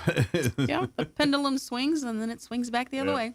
Sometimes we go to the extremes, but that's life. And the older you get, the more you see it. Yeah. That's what it is. The older we get, I don't think anything changes. I think it's always changing. You know what I mean? It's like it's just our perspective of it as we go through it is changing. I think there's some interesting changes, but Yeah. I mean, Well, I mean, yeah, but I mean, I know what you mean about the counterculture. Yeah, that I mean, kind of just thing, even like but- when think about what we were trying to get away with when we were young versus, you know what I mean? And it's even way you find different. it even It's in the kinda- American Legion back, in the 70s. It was all about the lodge, the bar, and all of that. And now there are posts all over the country that are actually taking the bars out of their chapters. Yeah, So an interesting statistic, I think, was over 60% of the American Legions nationwide now have ditched the bar. Well, I mean, from the mental health side of it, it makes a whole lot of sense. It plays a part. It It does. does. Like And maybe then, of not course- drowning your problems at the bar is the way to go. Well, not here, only you that, know? but it's a large commitment, not only in manpower Sure. but also financially. I mean, That being said, I'm not opposed to a bar. You No. know, I don't. You know, Yes, but with all the liability and the fact that you're a 501, Sure. It makes It's it risky, very yeah. It is- problematic because with it's like the guns, litigation but that not happens, done responsibly. It's a problem. with the litigation anymore, one person leaving your bar, it could bankrupt your whole American Oh yeah, Legion. it's a lawsuit. Yeah, So, but and that's where I think there's going to be a happy medium. It'll evolve. Like you said, I think you're going to see the game lounges. Oh yeah. But I think you're going to still see the bars. I think you're going to see both. I think it's going to be a weird I think amalgamation of arcade bars. Well, and it could be that the the membership is going to decide what's important to them. So in this particular area of this town, this is important. So that's what they'll have. Like, I think these gaming things are going to turn to like the Las Vegas Nights of old. You know, like the Legion will have Vegas Night, and it'll be game tournament thing. Oh yeah, it'll be the same kind of money making. They do that for sure. Deal kind of thing. I think. And what's nice is it reaches the younger crowd. And we are planning to maybe have a game room at some point. We probably will do pickles, that sort of thing. Mm-hmm. And if we can get enough manpower, we might do bingo. Yeah. But I was talking like gaming consoles. People ask us all the time, are we teetotalers? And the answer is no.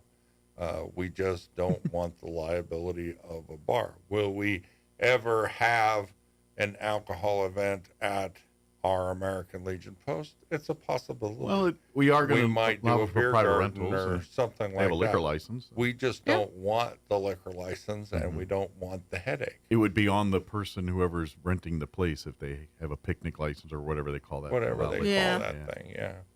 But that's down the road a piece. once we get it up and running, it'll be available for rental. Beautiful problems to have almost down every the road. weekend. Yes. Yeah. So that will be the idea. We're looking at marketing it as often as possible. Sure. Well, and like we've said, when this thing's done, we ideally want it to be a community space for that part of town. Correct. Where it is kind of lacking some of those facilities in that area. So that's kind of, and what that entails. I mean, we have an idea, but I'm thinking it's gonna evolve as we find the needs and the niches and everything else that get involved. And we're hoping by bringing in the American Legion post in the Second and Garden area that it will help push back some of the problematic elements in the area, so that it'll be safer for families. Absolutely. Nicer neighborhoods make it's same adage with the dilapidated houses on your street. You clean that up and the crime goes away. It's just that being said, also we're also going to be supportive of the homeless community as well. Right. I don't know to what extent, but we're not going to be just a fester. Sure. We'll actually contribute. So be a resource, a good citizen to our community. Yes, that's the whole point of the American Legion: support veterans, kids in our community. We just keep doing what we're doing, but in the meantime, support us by at the farmers markets, Memory Lawn. If you'd like to get involved there, please. The more the merrier on that. For sure. If you want to make donations because you're hearing about some of the stories of some of the people we're helping, that would be great. And by all means, we're looking for more veterans and veteran families to be a part of our American Legion family. We can only do what we have the manpower to do. I have been reminded that Lizzie does have a B name. Okay. Her maiden name. Her maiden name is Buchholz. Well, we'll go with that. If you don't say it properly, you're not spitting. We'll go with she's Buchholz on from 7 to about noon. 7 to noon. Yeah. And they will have brownies. Hopefully brownies. Ooh, a B word. More B words. Brownies, baked goods. Yep. So this Saturday, come join us. It's the official B-Day. We did get all of the sections mowed out at Memory Lawn, but as you all know, green things keep growing. So if you could come out with your weed whackers and your mowers and your brooms and whatnot. Yeah, we're growing weed out there. Yeah, lots of them. Not the profitable kind, unfortunately. I guess it depends on how desperate you are. I guess there's a sucker born every minute. Didn't somebody say P.T. Barnum? You know what's funny is he never actually said that, but he sure got credited he for did. it. Yeah. But until we get our tractor, we're working with push mowers. Yes. So please bring yours because that is a lot of surface area to walk back and forth, back and forth. And if anybody's got an extra 30 grand lying around or is good at being although I did contractor, purchase a brand new gas-powered weed eater. Yep. So usually Barry's out there manning that one these days, but he's on the heavy equipment. It's been out there working. And now we don't have a call for brush hogs right now because we got everything low enough. But for the most part, it depends on if we get another deluge. I was about to say, never say never. We're probably going to get a little more rain, so that means more growth. And if anybody needs to add to their goat head collection. I'm sure we can help you out. Oh, yeah, there, we got too. lots. Yep. We can fill you Yeah, up. if you go out there, I recommend sturdy shoes because between the goat heads and that nasty 2-inch long thorns. If you go out there and don't see, you've never lived in New Mexico. I mean, that's just, Yeah. If Closed you've been out in New toed, Mexico, thick-soled the goat shoes. head, and that's prime goat head territory. Oh, yeah. Well, and one of our members who currently lives in Colorado, she came back to tend her rental property, and I guess the people that were renting it were not Didn't take care of it. tending her yard, so she's got a broken septic system and goat heads galore. Yeah. And So basically, weeds. Oh, yeah. It's And a septic 6-foot system tall that's weeds. probably feeding the weeds all kinds of nourishment. Yes. So if you wouldn't mind helping out a widow of a veteran, we'd really appreciate it. Yeah, that would be very helpful. Her neighbors probably appreciate it too. Yeah, probably. Bottom line is, any help you can give us, we'll take. And then our next meeting, if you'd like to join us or visit us at our next meeting, will be next Thursday. Yeah, a week from tomorrow. A week August from tomorrow, August 7th, at the Roswell Chamber of Commerce at 6 p.m. The public is more than welcome to come join us. Yep, please join us. Our meetings can get a little boring, so new faces are nice. That's right. New faces and come in and join us. We'd love to have. And we meet as a family right now. So Legionnaires, Auxiliary as sons, we meet one joint meeting at the moment. Yep. One day when we get our new digs, we'll have. Well, our own and separate once we get enough members and we need the space, That's the other part. Another nice problem to have. A more you know? gaggle of faces would require us to have separate meetings. Yes, but we do most things as a family anyway, so it Absolutely. just makes sense. We're to very coordinate. family oriented on that. Yeah, pretty much we're going to need about probably another 60 members. I'm talking across the board, all three legs, before it's really feasible to have separate meetings. Yep. Yep. But So- it'll come. Yeah, I hope so. And we'd love to have you a part of it. And if you have any questions about what we do, RoswellLegion.org will get you there. You can see everything you need to know about Good us. news is we got family brochures now, so. And don't forget your scholarships because I know schools are starting up. So if you are in the STEM or first responder communities, Got a veteran connection there. and you have some sort of veteran connection, go online, find the scholarships, and apply. Yeah. Because we don't have very many applicants, so odds are you'll probably get it. And there's some money there. Yeah, Well, we've $2,500. distributed one. We've got 3 remaining this year. Right. But this way, we're So, give itching us to some- give money away. So, Yeah.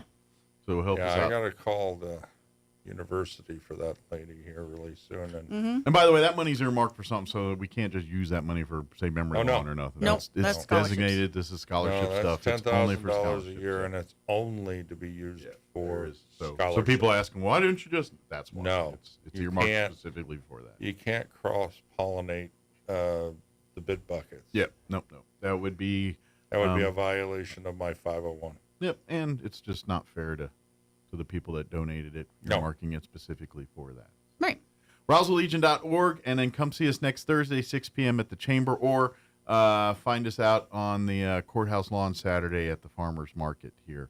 And if you want to catch us right now, we're over on East 2nd, right across from Farmers, working on the soon-to-be new I think it's Legion the home. 603 property that they're working on today. Okay. Yeah. Very Whacking good. weeds. Yeah. Good deal. We get it all? I think so. Oh, yeah. And then some, right? So, Yep. Thank you, guys. And, Thank you. Safe travels to ABQ. Yeah, Do appreciate you have it. a food, go-to whenever you go to Hooters. Albuquerque? What's that? Hooters. Ah. They have a great sandwich. I love their chicken sandwich. I love Wex. Yeah.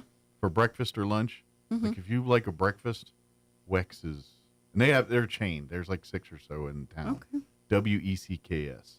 They're usually pretty popular. But if you leave there hungry, that's your own dang fault because they give you You did it wrong, huge huh? burritos, huge breakfasts. To be honest, I hear their lunch is good. Never eaten the lunch. I've always eaten the breakfast. Okay. Eggs Benedict or one of their breakfast burritos. Or Yeah, well. they do this Papa Frita thing. It's pretty good too. Yeah. Well, if I get a chance, I'll French be fries? teaching classes Yeah. that weekend. Papa's so. Fritas. Yeah, it's like a Papa. They call it Papas, and it's like a hash brown thing with the eggs and the meat and the green chili. Because Papa's Fritas See, you're making me hungry. Look at what you did It's there. French fries. Yeah, well, it's freshly delicious. I'm just saying. Now I'm hungry too. I have to go to Wex. I'm jelly. I want to go. You're jelly? Jelly. I want to go Wex. You know, we haven't used those terms in 30 years. I'm trying to, one for the kids. You're trying to use- bring one bring it back. back. Bring I it use, back. use words for the young folk. Jelly. Oh, boy. Thanks, guys. Thanks, so Mike. rad. That's so rad, man. Yeah, tubular. All right, Tubular. 9:57. We'll do some news before they kick me off the radio. Don't go away. Okay. Now for your Pecos Valley news update, I'm Jared Cirillo.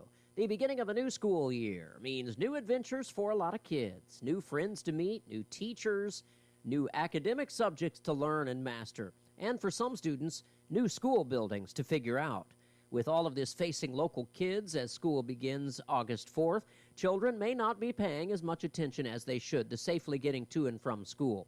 Roswell police are reminding parents to talk to their children about staying safe as they make the regular trip to school and home again. Remind kids to look both ways before crossing the street and try to cross the street at a marked crosswalk. A recent report by the Santa Fe-based Wild Earth Guardians claims it has seen a large spike in pollution from oil and gas spills in the past 3 months compared to the prior quarter. You can view the entire report yourself at pdf.wildearthguardians.org. The latest spill data was gathered between April and June of this year. The group says the amount of liquid byproducts lost during spills is their largest concern. They claim producers lost around 1/3 of all spilled material. That equals an estimated 422,000 gallons of unrecoverable waste polluting soil and water. You're up to date. I'm Jared Cirillo. With the Wall Street Business Report, I'm Rich Thomason. The Federal Reserve announces its latest interest rate decision today. The central bank expected to leave rates unchanged despite President Trump's call for a rate cut and his scathing criticism of Fed Chair Jerome Powell, who did oversee a rate cut during the presidential election. The American economy expanded at a surprising 3% annual pace April through June, bouncing back from a first quarter drop and defying the gloomy predictions of some experts who worried about the impact of President Trump's tariffs. The Commerce Department reports the gross domestic product, the output of goods and services, rebounded after falling at a 0.5% clip from January through March. President Trump says he will impose a 25% tariff on goods from India, plus an additional import tax because of India's purchasing of Russian oil.